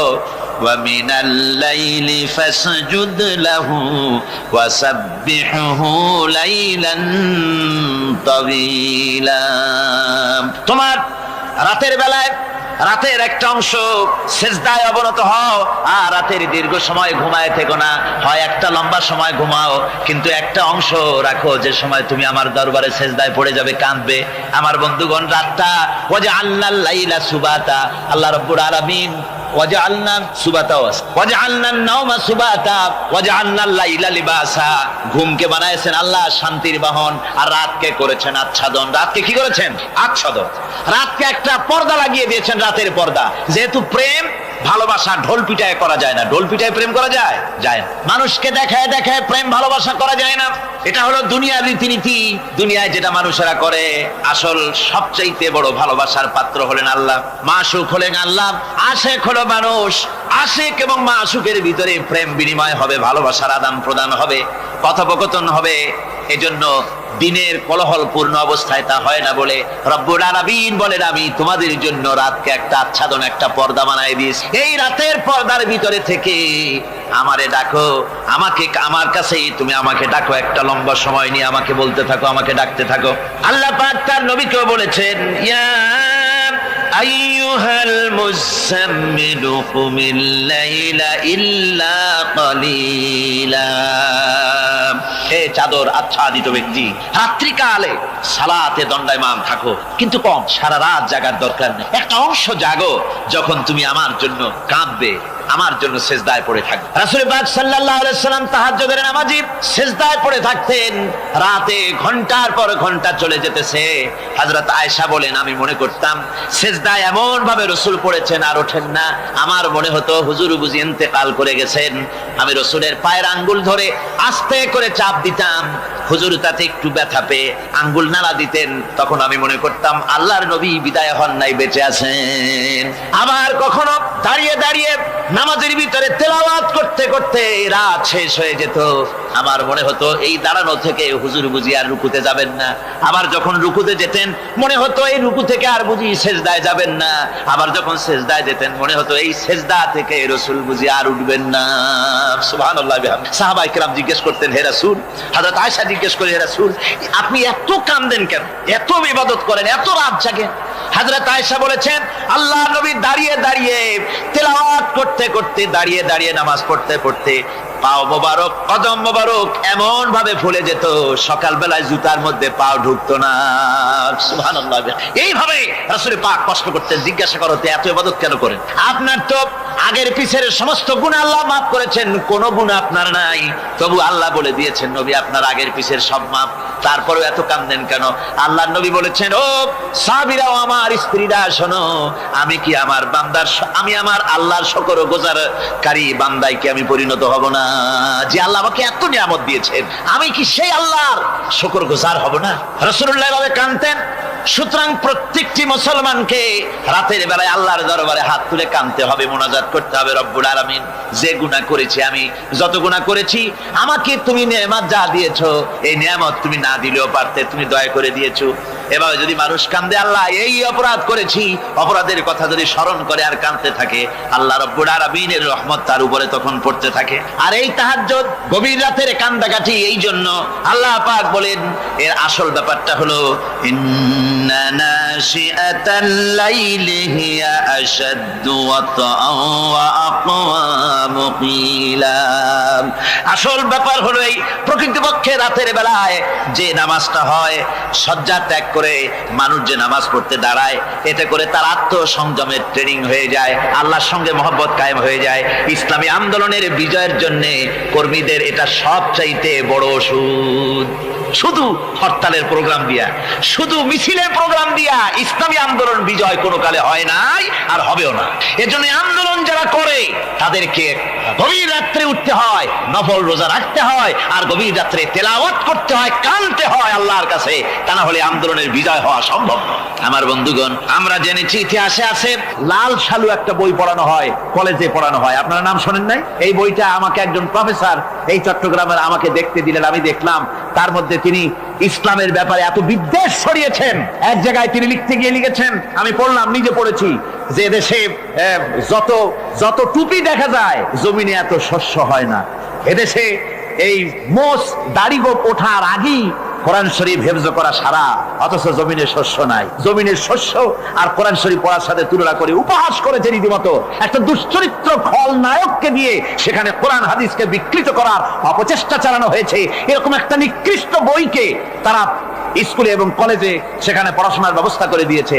আর ইসলামের ব্যাপারে যদি কেউ গাইল দিতে পারে, তাহলে সে বইটাকে খুব সুনাম সুখ্যাতি করে বাজারে ছড়াবার চেষ্টা করা হয়, ঠিক কিনা কর? যে কবি, ওই আগেই বলেছি, যে কবি ইসলামের গাল দিতে পারবে সে সবচেয়ে বড় কবি। যে সাহিত্যিক ইসলামকে খোসা দিয়া, কোরআনকে খোসা দিয়া কথা লিখতে পারবে, সে হলো শ্রেষ্ঠ সাহিত্যিক, ঠিক কিনা কর? আর এই খ্রিস্টান জগৎ, ইহুদি জগৎ, তারা ইসলামকে আর মুসলমানদেরকে গালাগালি করার জন্য সব সময় মুসলমান নামের কুলাঙ্গারদেরকে বেছে নেয়। যেমন নবুয়াতের উপরে হামলা চালাতে হবে, সেজন্য এই পৃথিবীর নিকৃষ্ট কাফের গোলাম মোহাম্মদ কাদিয়ানির মতো একটা নিকৃষ্ট কাফেরকে তারা বেছে নিয়েছে, জোরে কর নাউজুবিল্লাহ। তার নাম একটা মুসলমানই না। আবার আমাদের দেশে আল্লাহকে, রাসূলকে গালি দিতে হবে, দাউদ হায়দারের মতো একটা জাহান্নামের কীটকে তারা বেছে নিয়েছে মুসলমান নামে। আবার রাসূলকে গালি দিতে হবে, হযরত আয়েশা সিদ্দিকা রাদিয়াল্লাহু তাআলা আনহাকে গালি দিতে হবে, সেজন্য মুসলমান নামের কলঙ্ক সালমান রুশদি নামক এক শয়তানকে এই ইহুদিরা বেছে নিয়েছে, ঠিক কিনা কর?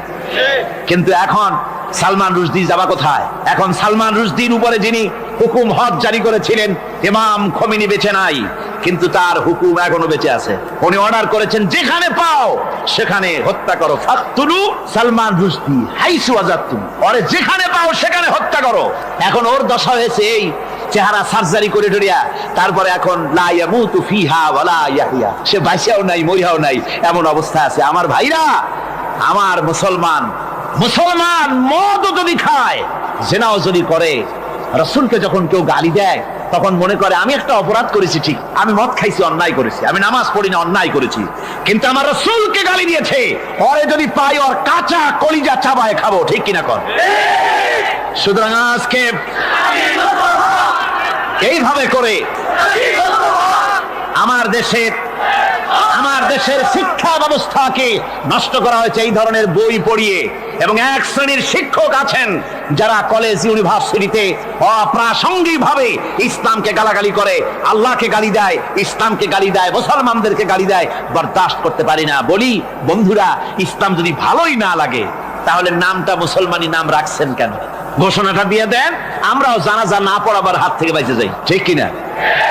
সুতরাং এরা ওই জায়গায় বসে আছে আমাদের সন্তানদের মস্তিষ্ককে বিকৃত করার জন্য। আল্লাহ রাব্বুল আলামিন বলেন এভাবে করে, ওয়াল্লাযীনা লা ইয়াদউনা মা'আল্লাহি ইলাহান আখারা ওয়া লা ইয়াকতুলুনান নাফসাল্লাতী হারামাল্লাহু ইল্লা বিল হক, তারা হত্যা থেকে বিরত থাকে, মানুষকে হত্যা করে না। ওয়া মান ওয়ালা ইয়াজনুন, আর তারা ব্যভিচার করে না, জিনা ব্যভিচার করে না। জিনা ব্যভিচার সম্পর্কে কোরআন শরীফ বলছে, ওয়ালা তাকরাবুজ জিনা ইন্নাহু কানা ফাহিশাতান ওয়া সাআ সাবিলা। জিনা করা তো দূরের কথা, আল্লাহ পাক বলছেন জিনার নিকটবর্তী হয় না। জিনার নিকটবর্তী মানুষ হয় কিভাবে? জিনার নিকটবর্তী হওয়ার জন্য কতগুলি উপকরণ এবং উপাদান আছে। তা হচ্ছে অশ্লীল নৃত্য গীত, তা হচ্ছে যৌন আবেদনমূলক পত্র পত্রিকা, তা হচ্ছে অশ্লীল ছায়াছবি, তা হচ্ছে নারী সৌন্দর্যের প্রদর্শনী। এই সব জিনিসগুলি মানুষকে জেনার দিকে আকৃষ্ট করে। এসব কি আমাদের সমাজে চালু আছে? আমাদের সমাজে আছে? তো জেনার উপকরণ কি কি বললাম? জেনার উপকরণ হচ্ছে সহশিক্ষা, জেনার উপকরণ হচ্ছে নারীর সৌন্দর্য প্রদর্শনী, জেনার উপকরণ হচ্ছে অশ্লীল পত্র পত্রিকা এবং অশ্লীল ছায়াছবি। এগুলি মানুষকে জেনার দিকে আকৃষ্ট করে, উদ্বুদ্ধ করে। এসব আমাদের সমাজে চালু আছে। ব্যাঙ্গের ছাতার মতো ভিডিও ক্লাব চালু হয়েছে শহরের কোনায় কোনায়, রাস্তার মোড়ে মোড়ে, আর এ দিয়ে ছবি এনে মানুষ দেখতে থাকে আর চরিত্র নষ্ট হতে থাকে। এরপরে রয়েছে সহশিক্ষার ব্যবস্থা, রয়েছে নারীদের বেপরদিগি সৌন্দর্যের প্রদর্শনী, আর রয়েছে যৌনাবেদনমূলক পত্র পত্রিকা। আর পত্র পত্রিকার কাজই হচ্ছে এখন যৌন সুশ্রী দেওয়া আর ইসলামকে গালি দেওয়া। বর্তমান সরকারের আমলে 1991 সনের জানুয়ারি থেকে শুরু করে, যখন সরকারের স্থিতিশীলতা ছিল না, জানুয়ারি ফেব্রুয়ারি মাস থেকে নিয়ে আজ পর্যন্ত বর্তমান সরকার প্রায় 138টি সাপ্তাহিক, পাক্ষিক, মাসিক, দৈনিক পত্রিকার ডিক্লারেশন দিয়েছেন। এতগুলি পত্রিকা, আর সমস্ত পত্রিকায় ওনারা ঘোষণা করেছেন যে আমরা সাংবাদিকতার সর্বোচ্চ স্বাধীনতা দিয়েছি। আর এই সর্বোচ্চ স্বাধীনতার সুযোগ নিয়ে প্রত্যেকটি পত্রিকা, অলমোস্ট প্রায় প্রত্যেকটি পত্রিকা ইসলামকে গালি দিচ্ছে। আর কিছু পত্রিকা সমাজে চালু হয়েছে, বাংলাদেশে চালু হয়েছে ভারতের রয়ের টাকায়। ভারতের রয়ের টাকা দিয়ে যে পত্রিকা, দৈনিক এবং সাপ্তাহিক পত্রিকা চালু হয়েছে, তার ভিতরে রয়েছে দৈনিক ভোর এবং আজকের কাগজ, সাপ্তাহিক পূর্বাভাস। ভারতের রয়ের টাকা দিয়া পরিচালিত এই কাগজগুলি গোটা বাংলাদেশের জাতি সত্তাকে দ্বিধা বিভক্ত করার জন্য সর্বাত্মক প্রচেষ্টা তারা চালাচ্ছে। এরা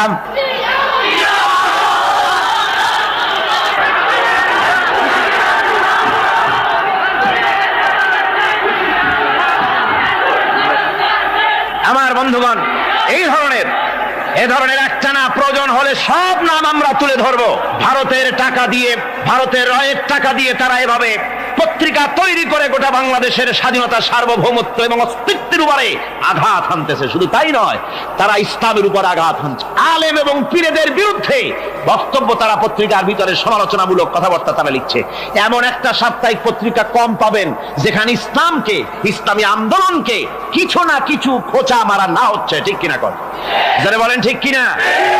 তো এইভাবে করে তারা ষড়যন্ত্র চালিয়ে আমি সেদিন ঢাকায় বলেছিলাম যে বর্তমান মহিলা সরকার চলছে বলে আমরা কথা বলছি না, কিন্তু আমাদের একটা ধৈর্য আছে। আমরা সরকারকে সময় দিচ্ছি এগুলিকে কন্ট্রোল করার জন্য। শাসনতান্ত্রিক অ্যাকশন নেওয়া উচিত গভর্নমেন্টের। শাসনতন্ত্রে কি আছে? শাসনতন্ত্রে, সংবিধানে, কনস্টিটিউশনে লেখা আছে যে নাগরিকদের কোন ধর্মীয় অনুভূতিতে আঘাত লাগতে পারে এমন কোন কথা, এমন কোন বক্তব্য কেউ লিখতেও পারবে না, বলতেও পারবে না। সেটা দণ্ডমূলক শাস্তি, এটা শাস্তি হবে তার, এই ধরনের কথা লেখা আছে। এটা লেখা থাকা সত্ত্বেও যারা ইসলামের বিরুদ্ধে কথা বলে, পত্রিকার মাধ্যমে যারা এগুলি লেখে, এগুলির বিরুদ্ধে গভর্নমেন্টের হাত দিতে, অ্যাকশন নিতে অসুবিধা কোথায়? আমরা সময় দিচ্ছি সরকারকে, তারা এই জিনিসগুলি দেখুক এবং অ্যাকশন নিক। যদি তা না হয় তাহলে জনগণের তো ইসলামের, এদেশের মুসলমান বৃহত্তর জনসংখ্যা, জনগোষ্ঠী হচ্ছে মুসলমান। ইসলামের বিরুদ্ধে, তার আল্লাহর বিরুদ্ধে, রসুলের বিরুদ্ধে, মুসলমানদের সবচাইতে প্রিয় জিনিসগুলির বিরুদ্ধে কেউ যদি কথা বলে, মুসলমানেরা তা বেশি দিন বরদাস্ত করবে না।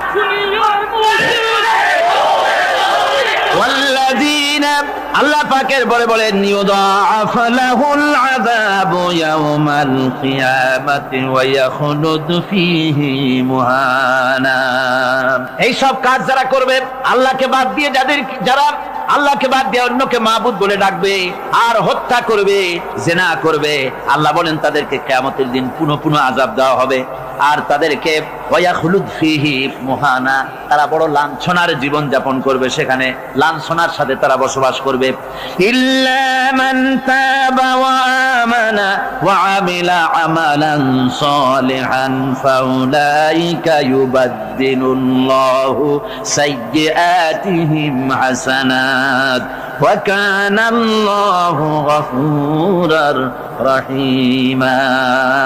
ইল্লা মান তাবা, এই সমস্ত আযাব থেকে বাঁচবে কারা?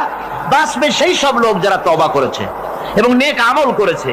ফাউলাইকা ইউবাদদিলুল্লাহু সাইয়্যাতিহিম হাসানাত, আল্লাহ রাব্বুল আলামিন তাদের অন্যায় ত্রুটিপূর্ণ কাজগুলিকে ভালো দিয়ে বদলে দিবেন। সুবহানাল্লাহ ওয়া বিহামদিহি। ওয়া কানা আল্লাহু গফুরুর রহিমা, আর আল্লাহ পাক হচ্ছেন বড় ক্ষমাশীল এবং দয়াবান। এই সুসংবাদ তাদের জন্য যাদের জীবন নানা প্রকারের অপরাধে কলঙ্কিত করেছে যারা, এবং নিজেদেরকে সংশোধন করতে এখন ইচ্ছুক। জীবনে বহু গুনাহ করেছে, হারামি, বদমাশি, জিনা, ব্যভিচার করেছি, এখন জীবনকে সংশোধন করতে চায়। এদের জন্য আল্লাহ রাব্বুল আলামিন এই সাধারণ ক্ষমা ঘোষণা করেছেন, জেনারেল এমনেস্টি ঘোষণা করেছেন। সাধারণ ক্ষমা ঘোষণা করে দিলেন যে তোমরা এখনো যদি হেদায়েত হতে চাও, চূড়ান্ত ধ্বংস থেকে যদি বাঁচতে চাও, তাহলে আমি তোমাদের জন্য তওবার পথ খুলে রেখেছি। আল্লাহ যদি এই তওবার পথ খুলে না দিতেন তাহলে মানুষ হতাশায়, নিরাশায় শয়তান হয়ে যেত। তার মানে আরো পাপ করত। যখন আর কোনো গুনাহ যখন মাফই হবে না, তখন আর কি করা যায়? আরো বেশি পাপের মধ্যে লিপ্ত হয়ে যায়। আমার ভাইরা, আল্লাহ রাব্বুল আলামিন মানুষের জন্য তওবা করার জন্য, গুনাহ মাফের জন্য দরজা খুলে রেখেছে। ইবনে জারীর তাবারীর একটি বর্ণনা এসেছে, হযরত আবু হুরায়রা রাদিয়াল্লাহু তাআলা আনহু তিনি বলছেন যে আমি ইশার নামাজ পড়ে মসজিদে নববী থেকে ইশার নামাজ পড়ে ঘরে আসতেছিলাম। ঘরে আসার সময় দেখি আমার দরজার কাছে একজন মহিলা দাঁড়ান। সে আমাকে সালাম বলল, আমি তাকে তার সালামের জবাব দিয়ে ঘরের মধ্যে প্রবেশ করলাম। কিছুক্ষণ পরে মহিলা দরজায় নক করলেন। আমি দরজা খুলে জিজ্ঞেস করলাম কি চাও? তিনি বললেন যে আমি শয়তানের ওয়াসওয়াসায় পড়ে জিনা করেছি এবং এই জিনা করার পর আমি গর্ভবতী হয়েছি, এরপরে একটা সন্তান হয়েছে, আমি সেই সন্তানকেও মেরে ফেলে দিয়েছি। এখন আমার বাঁচার পথ, আমার এখন এই গুনাহ মাফ হওয়ার পথ। হযরত আবু হুরায়রা রাদিয়াল্লাহু তাআলা আনহু বলছেন যে অসম্ভব, তোমার এই গুনাহ মাফ হবে না। মহিলা তখন যাওয়ার সময় কাঁদতে কাঁদতে কপালে আঘাত করতে করতে যাচ্ছিল যে আহারে, শরীরের এই রূপ, এই যৌবন, এই সৌন্দর্য কি তৈরি হয়েছিল জাহান্নামের আগুনে জ্বলার জন্য? এইভাবে করে চিৎকার দিতে দিতে মহিলা যান। হযরত আবু হুরায়রা বলেন আমি সকালবেলায় আল্লাহ রাসূলের সঙ্গে ফজরের নামাজ আদায় করে আল্লাহ নবীকে ঘটনা শুনালাম। বললাম হে রাসূল, আমি তো মহিলাকে এই রকম জবাব দিয়ে। হযরত আবু হুরায়রা দৌড়ে গেলেন, বললেন আমি ছুটতে লাগলাম, এমন ভুল আমি কথা বলেছি। মহিলা তো হতাশ হয়ে গিয়েছে। তিনি খুঁজতে খুঁজতে মহিলাকে পেয়ে গেলেন, যে বললেন, ও মহিলা, আল্লাহর হাবিব তোমার সম্পর্কে এই কথা বলেছেন, তুমি যদি তওবা করো আল্লাহ রাব্বুল আলামিন তোমাকে মাফ করে দিবেন, আর তোমার দোষ ত্রুটিগুলির বিনিময় আল্লাহ তোমাকে নেক দিয়ে বদলায় দিবেন, তোমাকে আল্লাহ মাফ করবেন। মহিলা শোনা মাত্র আল্লাহু আকবার বলে চিৎকার মেরে সেজদায় পড়ে গেলেন। তিনি প্রাণ ভরে কাঁদলেন আর বললেন, আল্লাহ তোমার দরবারে শুকরিয়া আদায় করি যে আমার মতো গুনাহগারের জন্য তুমি যে তওবার দরজা খোলা রেখেছো।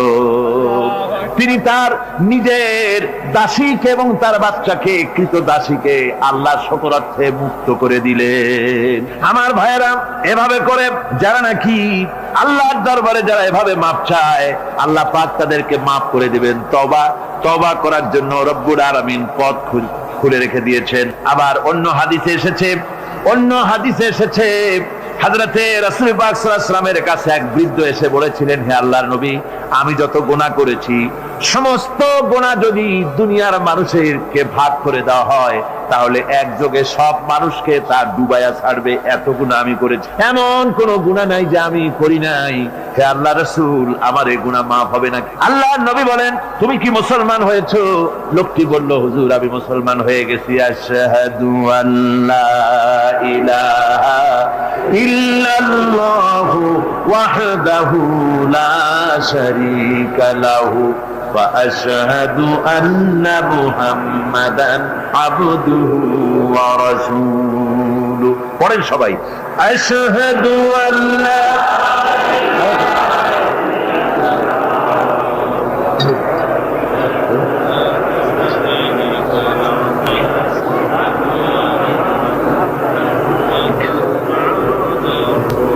ওই লোকটি যখন কলেমা পড়লেন, বললেন আমি মুসলমান হয়েছি।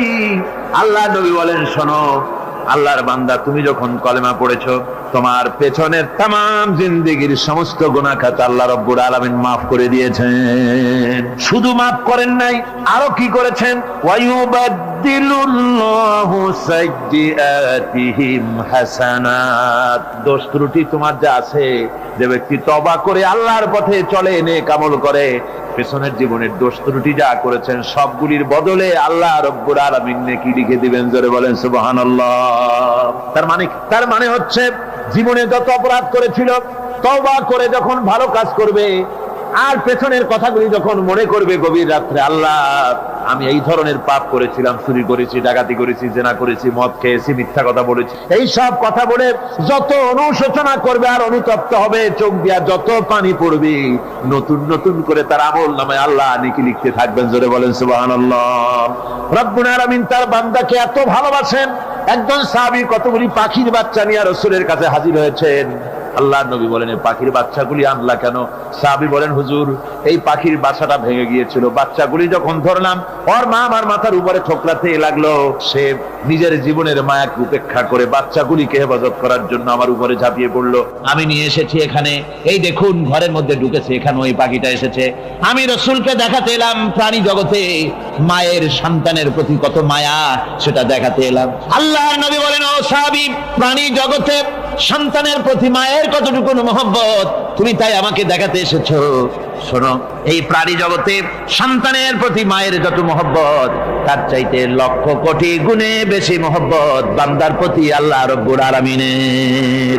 মহব্বতকে, করুণাকে, রহমতকে, ভালোবাসাকে 100 ভাগ করা হয়েছে। 100 ভাগ করে 99 ভাগ আল্লাহ নিজের কাছে রেখেছেন, আর একটা ভাগ তামাম পৃথিবীর প্রাণী জগতে আল্লাহ ছড়াই দিয়েছেন। একটা ভাগ দিয়েছেন সারা দুনিয়ার প্রাণী জগৎ। সেই একটা ভাগে এই শত সহস্র কোটি প্রাণীর মধ্যে যেটুকুন আমরা পাইছি, এতটুকুন মহব্বতে সন্তানের জন্য কলিজায়, সন্তানের কোনো অকল্যাণ হলে কলিজায় পানি থাকে না, সন্তানের কোনো অসুবিধা হলে বা মা বাপের কষ্ট হলে বা কারো কোনো কষ্ট হলে আমরা এই ধরনের আমাদের অবস্থা সৃষ্টি হয়ে যায়। এক ভাগ তামাম পৃথিবীর সমস্ত প্রাণী জগতে ছড়ায় দেওয়ার পর আমাদের অবস্থা যদি এই হয়, তাহলে 99 ভাগ রহমত যার কাছে, বান্দার প্রতি তার মহব্বত কতখানি। আমার বন্ধুগণ, রাসূল পাক সাল্লাল্লাহু আলাইহি ওয়াসাল্লাম বলেছেন, ও সাহাবীরা, একজন লোক উটের পৃষ্ঠে যাচ্ছিল কোথাও, উটের পৃষ্ঠে তার খাবার আছে, পানিও আছে, যেতে যেতে মরুদ্যানের মধ্যে সে বিশ্রাম করলো।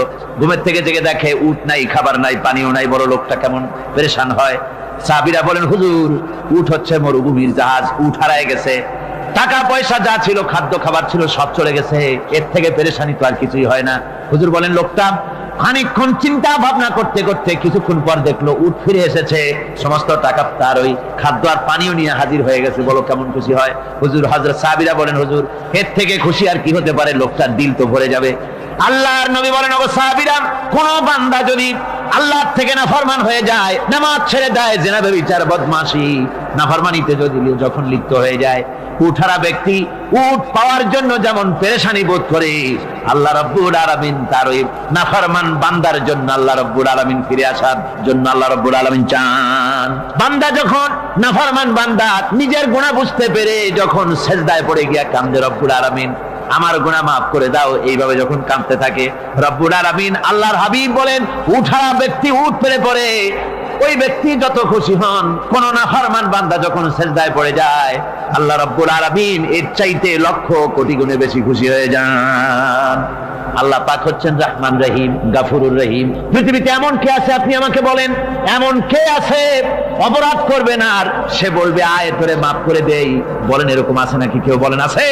এমন কি বাপ মা ছেলে অন্যায় করেছে, বাপ মার দিল চায় ছেলেটা যদি মাফ চাইতো বড্ড ভালো হতো, ওর সাথে প্রাণ ভরে কথা বলতাম, বুকের সাথে জড়িয়ে নিতাম, কিন্তু মুখ খুলে বলে না যে অপরাধ করেছিস মাফ চাইয়া যা, এরকম বলে। মাও বলে না, বাপেও বলে না, কিন্তু একমাত্র মহান সত্য রব্বুল আলামিন বান্দা যখন গুনাহ করে আল্লাহ ডাকে, বান্দারে গুনাহ করেছিস ফিরে আয়, আমি তোরে মাফ করে দেব। গুনাহ করেছিস ফিরে আয়, জিনা করেছিস ফিরে আয়, মদ খেয়েছিস ফিরে আয়, মানুষ হত্যা করেছিস ফিরে আয়, কুফরি করেছিস ফিরে আয়, আগুন পূজা করেছিস ফিরে আয়, মাটি পূজা করেছিস, সূর্য পূজা করেছিস, যা করেছিস না কেন ফিরে আয়, আমাকে ডাক দে, আমি তোর জিন্দেগির গুনাহ আমি আল্লাহ মাফ করে দেব। এই জন্য আল্লাহ রাব্বুল আলামিনকে যখন কোন বান্দা একবার ডাকে, দিল থেকে কলিজা থেকে একটা ডাক যদি দেয়, আল্লাহ হাজার ডাকের তুলনায় একটা ডাক আল্লাহ কলিজা থেকে ডাক। এই ডাকটা কোথা থেকে? কলিজা থেকে। দিল সে जुबात निकलती है, असर रखती है, पर नहीं मगर ताकते परवास रखती है। অন্তর থেকে যে কথা বেরোয় তা প্রভাব বিস্তার করে। কলিজা থেকে যদি কেউ ডাক দেয় আল্লাহ, কলিজার একটা ডাক আলাদা না? বলেন আলাদা কিনা? কলিজা থেকে ডাক বলেন না সবাই আল্লাহ। কলিজা থেকে একটা ডাক যদি কেউ ভাবে আল্লাহকে ডাক দেয় আল্লাহ, আল্লাহ রাব্বুল আলামিন বান্দা যখন একবার ডাক দেয়, আল্লাহ তখন 70 বার লাব্বাইক বলেন, 70 বার সাড়া দিয়া বলে বান্দা কি চাও, আমি তোর কাছে হাজির, কি চাস বল আমাকে, আমি মাফ করে দেব। সুতরাং আল্লাহ রাব্বুল আলামিন বলছেন আমার কাছে ক্ষমা চাও, মাফ চাও, আমার কাছে মাফ চাও, যত মাফ চাইবে আমি মাফ করে দেব। পৃথিবীতে এমন কেউ নাই যার কাছে বেশি চাইলে তিনি খুশি হবেন। আল্লাহ রাব্বুল আলামিন এমন এক সত্তা যার কাছে যত বেশি চাওয়া যাবে তিনি তত বেশি খুশি হবেন। হর হমেশা দেনে কো वो तैयार है, जो न मांगे उससे वो बेजार है।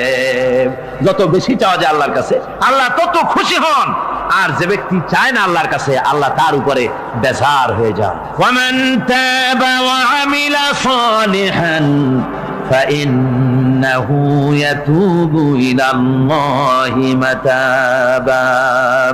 আর যারা তওবা করে নেক আমল করে তার আল্লাহর দিকে ফিরে আসে, যেমনটি তার আশা উচিত তেমন ভাবে সে আল্লাহর কাছে ফিরে আসে, তার মানে হলো তওবা মাফ, তওবা কবুল করার জন্য, গুনাহ মাফ করার জন্য পৃথিবীতে কেউ নাই। আছে কেউ? গুনাহ কি কেউ মাফ করতে পারে? দুনিয়ায় কেউ পারে? আকাশে কেউ পারে? আল্লাহ ছাড়া কেউ গুনাহ মাফ করতে পারে?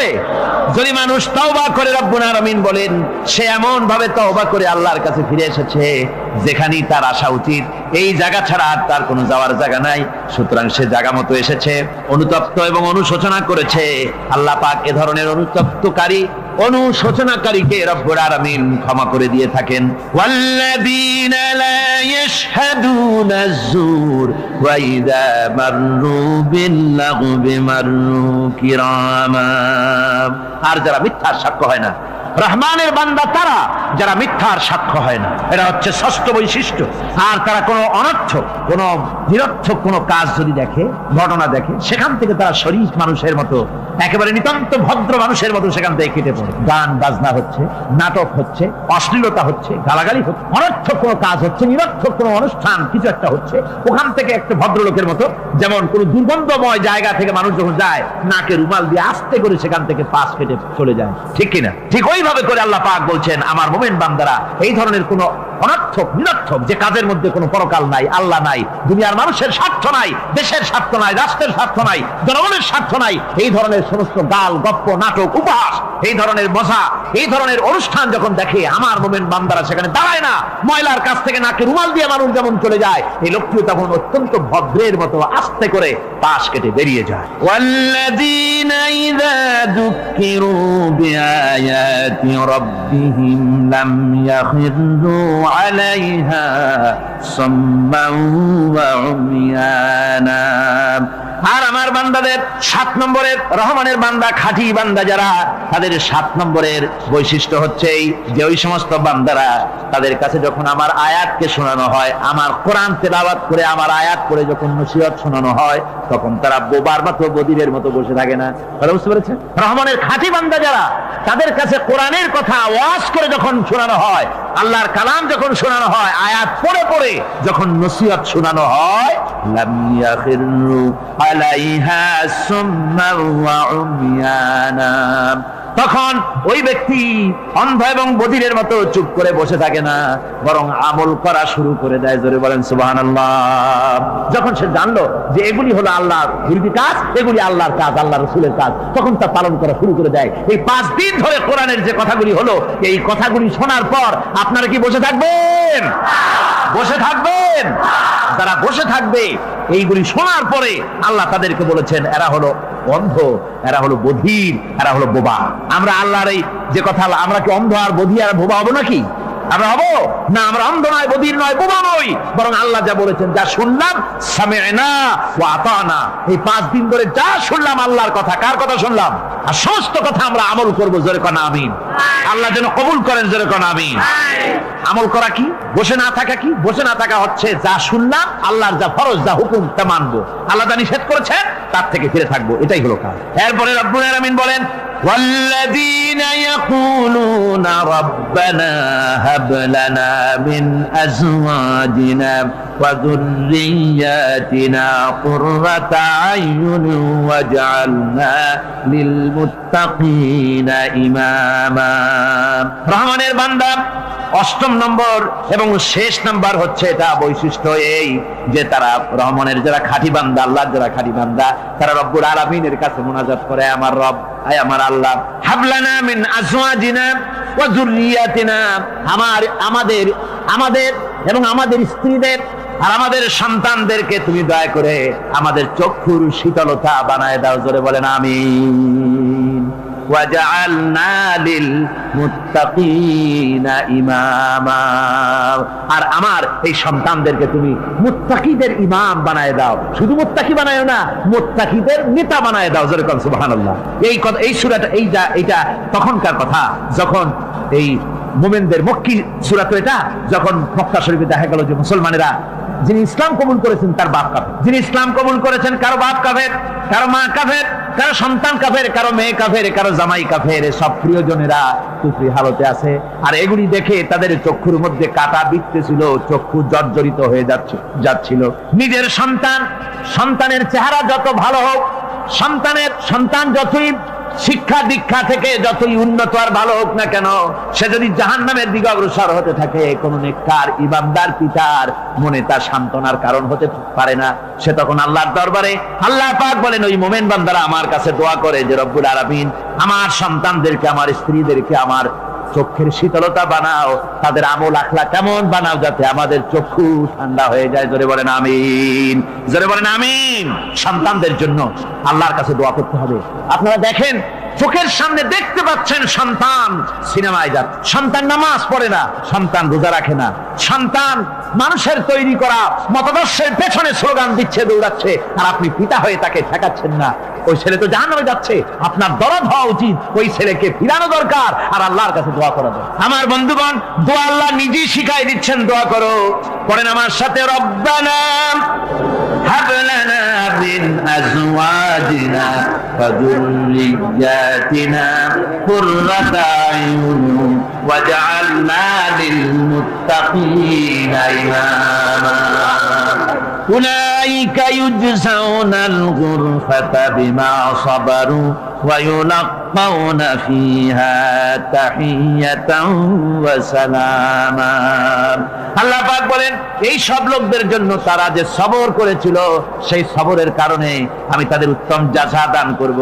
আর তাদের জন্য ফেরেশতারা চতুর্দিক থেকে ফেরেশতারা তাদের জন্য সম্বোধন করবে, তাদেরকে সম্বর্ধনা দিবে, ফেরেশতারা তাদের সম্বর্ধনা দিবে। ওয়াল মালাইকাতু ইয়াদখুলুনা আলাইহিম মিন কুল্লি বাবিন সালামুন আলাইকুম বিমা সাবারতুম ফানি'মা উকবাদ-দার। চতুর্দিক থেকে ফেরেশতারা আসতে থাকবে আর তারা সালাম দিতে থাকবে, তাদেরকে সম্বর্ধনা দেবে বেহেশতীদেরকে, আর বলবে তোমাদের জন্য এই পরকালের এই ঘরটাই, জায়গাটা কতই না উত্তম করে আল্লাহ তৈরি করে রেখেছেন। বলেন সুবহানাল্লাহ। সালামুন আলাইকুম। আল্লাহ বলছেন, উলাইকা ইউজসাউনাল গুরফাতা বিমা সাবারু। তোমরা যে সবর এখতিয়ার করেছিলে, সেজন্য আজকে তোমাদের জন্য আমি এই বিরাট নিয়ামত তোমাদের জন্য রেখেছি। দ্বীনকে চালু করতে গেলে, ইসলামী আন্দোলন করতে গেলে বিপদ আসে, আর সেই বিপদে সবর এখতিয়ার করতে হয়। কত ভয় আসে, লোভ আসে, কত কিছু আসে। এগুলিকে উপেক্ষা করে যারা ইসলামী আন্দোলনের জন্য নফসের খাহেশকে, আরামকে হারাম করে দিয়ে আন্দোলনে যারা ঝাঁপিয়ে পড়তে পারে, তাদের জন্য আল্লাহ পাক এই সমস্ত নিয়ামত রেখে দিয়েছেন। কুল মা ইয়াবাউ বিকুম রাব্বি লাউলা দুআউকুম ফাকাদ কাযযাবতুম ফাসাউফা ইয়াকুনু লিজামা। ও নবী, আপনি এদেরকে বলেন, আপনি এই লোকগুলিকে বলেন যে তোমাদের ব্যাপারে আল্লাহর কি প্রয়োজন পড়েছে যদি তোমরা আল্লাহকে নাই ডাকো, আল্লাহর কাছে যদি দোয়া না করো, যদি হাত না পাতো, আল্লাহ কি যদি না ডাকো, তাহলে তোমাদের এই আল্লাহর দরকার। ফাকাদ কাযযাবতুম, তোমরা তো অস্বীকার করে চলছো। ফাসাউফা ইয়াকুনু লিজামা, খুব তাড়াতাড়ি করে তোমরা বুঝতে পারবে, এমন অবস্থা, এমন আযাব আসবে যে তখন তোমাদের প্রাণ বাঁচানোই দায় হয়ে পড়বে।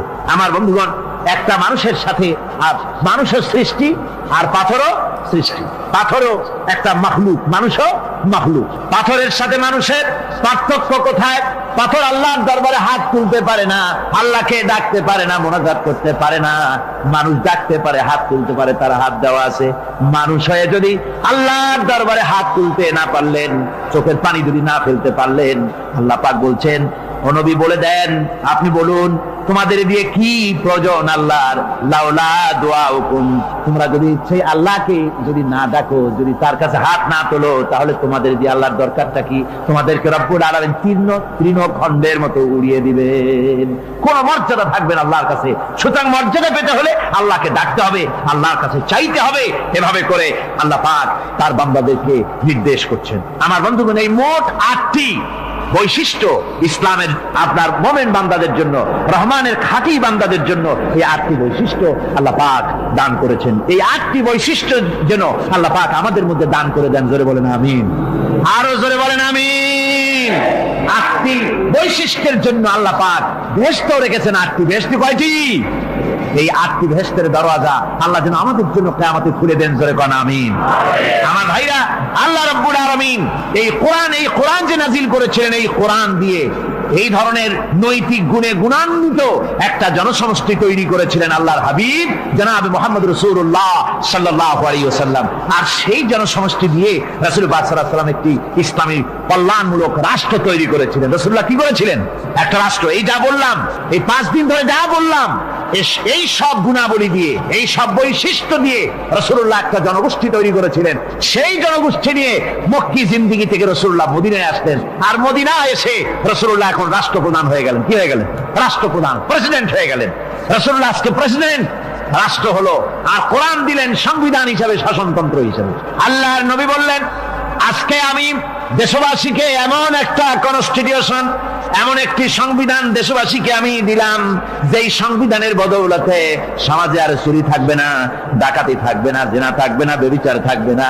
এর বদৌলতে মানুষ এখন দরজা খুলে ঘুমাতে পারবে, আর কোনো অশান্তি থাকবে না, চুরি হবে না, ডাকাতি হবে না, নারী ধর্ষণ হবে না, হত্যা হবে না, আরামের জমিন হয়ে যাবে, আর মানুষ শান্তিতে বসবাস করতে পারবে। হুজুর বললেন খায়রুল কুরুনি কারনি, সর্বশ্রেষ্ঠ যুগ হচ্ছে আমার যুগ। আমার বন্ধুগণ, কোরআনের সমাজই ছিল পৃথিবীর সর্বশ্রেষ্ঠ সমাজ। সেই সমাজ ব্যবস্থাকে আমরা ভুলে গিয়েছি। আজকে সমাজতন্ত্র ব্যর্থ হলো কেন? কমিউনিজম ব্যর্থ হলো কেন? ব্যর্থ হওয়ার একমাত্র কারণ হলো তারা মানুষকে খেতে দিতে পারে নাই, পড়তে দিতে পারে নাই। পুঁজিবাদও ব্যর্থ, সমাজতন্ত্র ব্যর্থ। আসলে ওরা বলেছে আমরা সবাইকে সমান করে দেব, খাইতে দেব, পড়তে দেব, কাপড় দেব, চোপড় দেব, ওষুধ দেব, তোমাদের মৌলিক অধিকার, মৌলিক প্রয়োজন মিটাবো, এগুলি সব তারা বলেছে। কিন্তু মৌলিক প্রয়োজন মিটাতে পারে নাই। 70 বছর যেতে পারল না, বিদায় হয়ে গিয়েছে। মৌলিক প্রয়োজন মিটাতে পারে শুধুমাত্র কোরআন। কে মিটাতে পারে? জোরে বলেন, কে পারে? কোরআন পারে মানুষের মৌলিক প্রয়োজন মিটাতে। তাই কোরআনে কারীমকে আল্লাহ রাব্বুল আলামিন অবতীর্ণ করলেন, আর কোরআন দিয়ে রাসূল পাক সাল্লাল্লাহু আলাইহি ওয়াসাল্লাম একটা সমাজ তৈরি করলেন। এমন সমাজ যেখানে রাষ্ট্রপ্রধানের পেট ফুলে উঠলো না খাইয়া, রাষ্ট্রপ্রধানের বিরাট বিল্ডিং উঠলো না, বিদেশে টাকা জমা হলো না। আজকে আমরা দেখি পৃথিবীতে কত জায়গায় রাষ্ট্রপ্রধান নিজের ছেলেবেলে নাই, হাওলাত করা ছেলে একটা, তাও যদি এত টাকা পয়সা বিদেশে জমা করে, তাহলে মানুষেরা মন্তব্য করে যদি নিজের ছেলে থাকতো তাহলে তো গোটা বাংলাদেশ বিদেশি ব্যাংকে জমা দিয়ে দিত। ইসলাম পৃথিবীতে এসেছে মানুষকে এমন এক শান্তির বিধান দিতে। রাষ্ট্রপ্রধান মুহাম্মদ রাসূলুল্লাহ সাল্লাল্লাহু আলাইহি ওয়াসাল্লাম মানুষ খাবার পেয়েছে, দরজা খুলে ঘুমাবার সুযোগ পেয়েছে। আজ হযরত আবু হুরায়রা রাদিয়াল্লাহু তাআলা আনহু বলেন, আমি রাসূলুল্লাহর কাছে গেলাম, হুজুরকে গিয়ে সালাম করলাম। আল্লাহর নবী সালামের জবাব দিলেন, কিন্তু দেখতে পেলাম মুখ নড়ে, আওয়াজ বেরোলো না। কারণ কি? কাছে গিয়ে দেখি নবীজি ক্ষুধার যন্ত্রণায় কথা বলতেছেন, আওয়াজ বেরোতেছে না। এত ক্ষুধা লেগেছে আল্লাহর নবীর। 2-4 দিন চলে গেছে, খাবার নাই। রাসূলুল্লাহ সমস্ত গনিমতের মাল, যাকাত সদকার মালগুলি, খাদ্য দ্রব্যগুলি দুহাতে বিতরণ করেছেন। নিজের পেটে খাবার নাই, মানুষকে দিতেছেন। দিতে দিতে এশার নামাজ পড়ে নবীজি ঘরের মধ্যে প্রবেশ করে হযরত আয়েশা সিদ্দিকা রাদিয়াল্লাহু তাআলা আনহাকে ডেকে বলেন, আয়েশা রে, সারাদিন কষ্ট করেছি, দারুণ ক্ষুধা লেগেছে, তাড়াতাড়ি করে কিছু খাবার আমারে এনে দাও। হযরত আয়েশা হুজুরের ক্ষুধার্ত শ্রান্ত ক্লান্ত চেহারার দিকে তাকাইয়া হযরত আয়েশা কেঁদে ফেলেছেন। হযরত মা আয়েশা কাঁদেন আর বলেন, ইয়া রাসূলুল্লাহ, হে আল্লাহর নামের কসম করে বলি, আমি আয়েশার ঘরে কোনো পানি ছাড়া কোনো খাবার নাই। এই ছিল রাসূলের আদর। কে বউকে স্বামীকে অভিশাপ দিবেন না। অভিশাপ কোন সময় ফেরেশতারা আমিন করে ফেলবে, আল্লাহ কবুল করবে, পরে কান্দাটা কান। স্বামী ছাড়া নারী জলে ভাসা পদ্মের মতো, সে সবাই ভাবি, সবাই খালি খোঁজ নিতে হবে, দায়িত্ব কেউ নিবে। স্বামী হলো বটবৃক্ষ, বাবা হলো বটবৃক্ষ। স্বামী যতদিন আছে ওই বাড়িতে চোখ ফেলানোর আগে হিসাব করে আর একজনের অধিকার আছে, এখানে চোখ ফেলানো বেশি। স্বামী আছে দেখে টের পায় না, সকাল বিকাল গন্ডগোল করে। 3 দিন স্বামী ঘরে না থাকলে বুঝে যায় কি যেন হারাই ফেলাইছি। আর যদি অসুস্থ হয়ে যায় দুনিয়ার সাথে, আর যদি মরে যায় তাইলে তুই হোক হালকা। এই জন্য মুসলিম পরিবারের ভিতরে থাকবে দয়া, থাকবে মায়া, থাকবে ভালোবাসা। সন্তানগুলোকে গড়বেন ওইভাবে, মিথ্যা দিয়ে সন্তান গড়বেন। তাহলে নারীকেও তবে বিনয়ী কি হতে হবে, কথা কয় না, কি হতে হবে? বিনয়ী হতে হবে।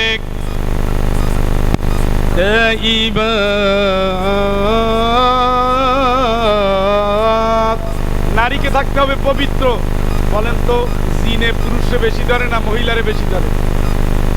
মহিলারা অপরিচ্ছন্ন বেশি থাকে, এক কাপড়ে সাবান দেয় না 1 সপ্তাহে 1 দিন। বাথরুম ব্যবহারের পরে পরিষ্কার পরিচ্ছন্নতা কম, অনেক অপবিত্রতার কারণে। আর যাদের অ্যাটাচ বাথরুম আছে, অ্যাটাচ বাথরুম খেয়াল করে শুনেন ভালো করে, অ্যাটাচ বাথরুম যাদের ঘরে আছে, জিন থাকে বাথরুমে, জিন থাকে শ্মশানে, জিন থাকে গোরস্থানে। জিন থাকে বাথরুমে, জিন থাকে শ্মশানে, জিন থাকে গোরস্থানে। অ্যাটাচ বাথরুমের ভিতর দিয়ে তাকাইয়া দেখে যে এক মহিলা ওইখানে ঘুমাই রয়েছে, দেখতে দেখতে তারে ভালোবেসে আর যাব না, কিলাইলেও যাব না। ভালোবাসা তার ঘাড়ের উপরে যে ভর করে, তখন হুজুরের কাছে দৌড়ে, এখানে দৌড়ে, ওখানে দৌড়ে, জিব্বা বাইরে যায়, চোখ উল্টে যায়, মাথায় করে রাত্রিবেলায় দেয় দৌড় দেয়, আবার লাভ, কত হালকা। আসলে বাথরুমে যাওয়ার সময় যদি কেউ বাথরুমে দোয়া পড়ে যায়, তাহলে জিনের চক্ষুকে অন্ধ করে দেয় আল্লাহ। সুবহানাল্লাহ খান, এই সুবহানাল্লাহ খান। যাদের অ্যাটাচ বাথরুম তারা বাথরুমের সামনে পর্দা দিবেন, পর্দা বুঝেন নাই, পর্দা দিবেন, পরিচ্ছন্ন রাখবেন, নারীরা পরিচ্ছন্ন থাকবেন। ফরজ গোসলের ব্যাপারে নারীদের অনীহা সর্বোচ্চ, একেবারে। কে দেখলে কি মনে করবে, আল্লাহ দেখলে কি মনে করবে, এই যে কে দেখলে কি না, শালীনতার সাথে শুদ্ধতার সাথে পবিত্র থাকবেন, এটা ইসলাম। এটার ক্ষেত্রে কোনো কি দেখলো কে দেখলো এটা সুযোগ নাই। এই জন্য নারী হতে হবে পবিত্র। যে পোশাকটা পরবেন স্বামীর জন্য আকর্ষণীয় পোশাক যেন, পরিপাটি যেন হয়।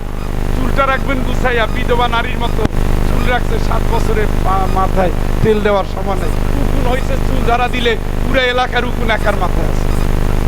আপনার পাশে কোনো স্বামী বাচ্চা থাকলেও ঘুমানোর কথা, মানে আমার মতো রুচিহীন হইলে তো আর কথাই ছিল।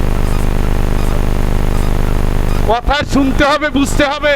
মুসলমানের ঘরে পরকীয়া হয় এই কারণে, স্ত্রীর ভিতরে গ্রহণ করার গুণের অভাব রয়েছে। স্বামীদের স্বভাব খারাপ তা বলি না, তার যে বাদ তা না, তাদের চোখ উড়ু করে। কিন্তু একজন নারী ঘরে আসার পরে সে স্বামীকে আকর্ষণ করে রাখবে, সে সেইভাবে স্বামীর সাথে সাজবে, সেইভাবে পোশাক পরবে, পরিচ্ছন্ন থাকবে, নোংরামি না। দাঁত মাজার টাইম পায় না, 3 দিন হয়ে গেছে। পাক ঘরে যে গরমকালে আধা ঘন্টা থাকে, তার পুরো শরীর থেকে ঘাম ঝরছে, এই অবস্থায় স্বামীর কাছে শুনছে তো আগে এই রুচিহীনতার জন্ম দেওয়া যাবে না। এই রুচিহীনতার ফাঁক ধরিয়ে পরকীয়া ঢুকে যায়। কথা বুঝেন নাই?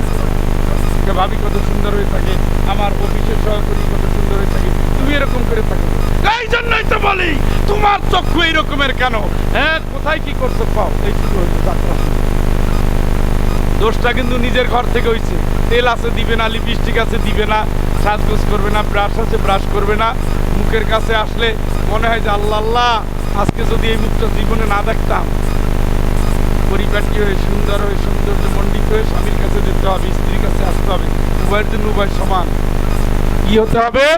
পরিচ্ছন্ন। আত্মুরু শাত্রুল, এটা জানেননি? পবিত্রতা ইমানের কি কইছে?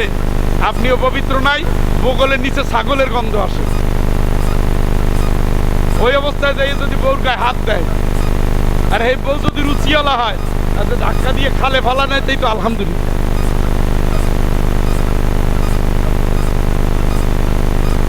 খবরদার, ইমানদার রুচিশীল। আল্লাহ রাসূলের গাও দিয়া এমন কোন মানুষ ছিল না যে সুগ্রাণ পেত না। সুবহানাল্লাহ খান। আর রাসূলের পকেটে সবসময় চিরুনি থাকে, সুযোগ পেলে চিরুনি আসলে শহর থেকে আসলে বউদের আগে জানাইতেন আমি আসতেছি, পরিষ্কার হবে। সুবহানাল্লাহ কয় না?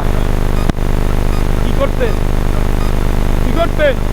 সফর থেকে আসলে আগে মসজিদে ঢুকতেন, 2 রাকাত সালাত আদায় করতেন, এরপরে সংবাদ পাঠাইতেন যে আমি আসছি, বাড়িতে খবর দাও, বউরা যেন সাইজে গুজে রেডি করতেন। এটার নাম ইসলাম। দেনা গাইতেছেন, সারা রাত ধরে ধান সিদ্ধ করছেন, ধানের গন্ধ, পাঠার গন্ধ, গরুর গন্ধ, নিজের ঘামের গন্ধ এক হয়ে গেছে। এটা এখন স্বামীর দ্বারা আইছে আমি ভালোবাসি। এই ভালোবাসার পরিণতি কি হবে? তাইলে পবিত্র হতে হবে, আল্লাহ যেন কবুল করে। আমিন কর না।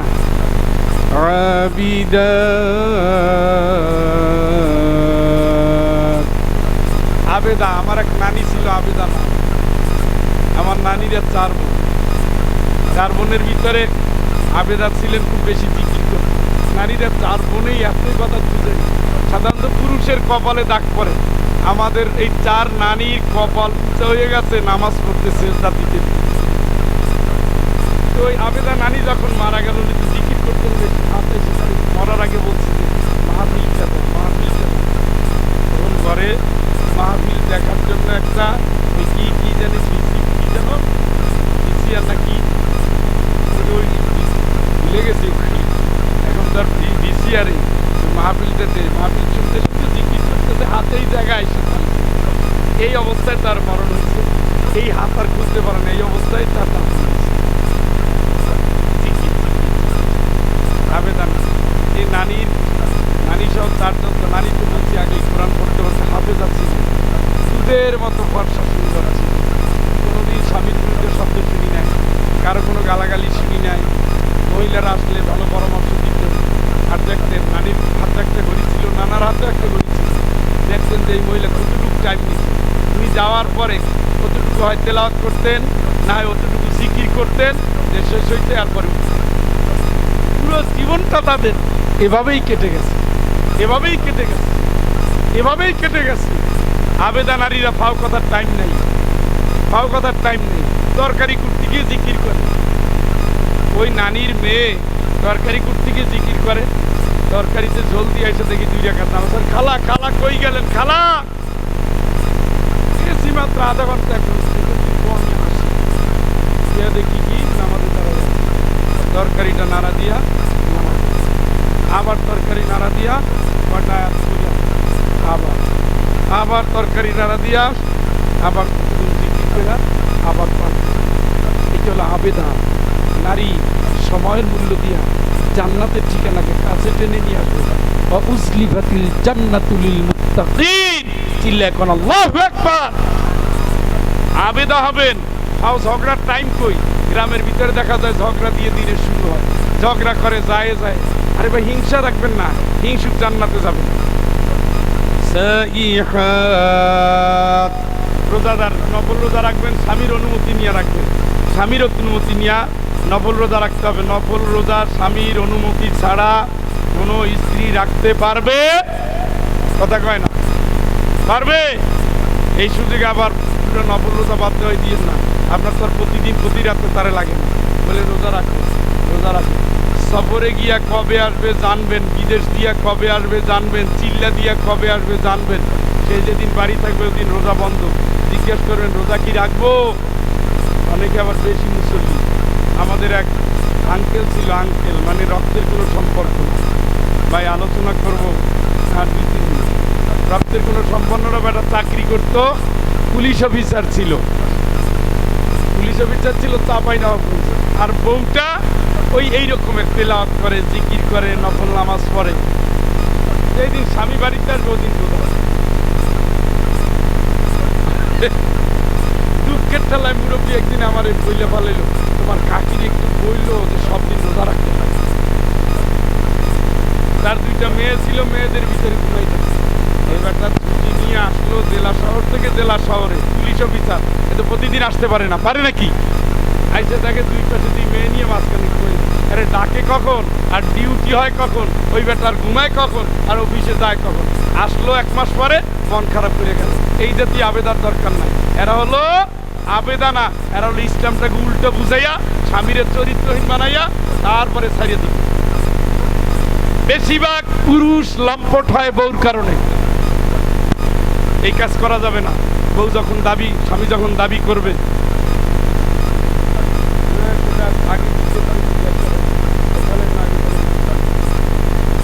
অধিকাংশ মহিলা অসময়ে প্যাঁচ মারে, অসময়ে গুরানি দেয়, বাড়িতে তুচ্ছ তাচ্ছিল্য করে, জায়ের সাথে স্বামীর বদনাম করে, বাপমারির সাথে স্বামীর বদনাম করে, অন্যদের কাছে ছোট করে, নিজের ছোট ভাই বড় ভাই এদের কাছে এমনভাবে নিজের স্বামীর ছোট করে যে কোথাও মুখ দেখাতে পারে না।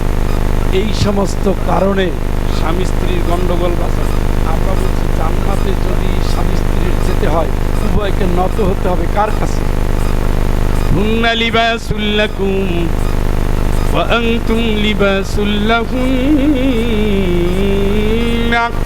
একজন আর একজনের পোশাক, পোশাক এই গায়ে দেওয়ার পরে আমার সব কিছু যেমন ডেকে আছে। স্বামী স্ত্রীর পোশাক, স্ত্রী স্বামীর পোশাক, ঘরের গোপনীয়তা, টাকার গোপনীয়তা, ক্ষমতার গোপনীয়তা, শারীরিক গোপনীয়তা। স্ত্রীটা নিজে ডাকবে, স্বামীরটা স্ত্রী ডাকবে। কোনোদিন কোনোভাবে নিজের ঘরের কথা পরের কাছে বলা যাবে না। যদিও কথাটা মানা কঠিন, কিন্তু মানতে হবে। আল্লাহ বোঝার তৌফিক দান করুক, সকলে বলেন আমিন।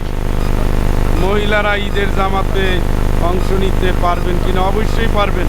মাসিক অবস্থায় রাসূল বলছেন তোমরা আসবা, নামাজ পড়বা না, কিন্তু তোমরা পাশে থাকবা, শুনবা। এটা তো একটা বড় সুন্নত।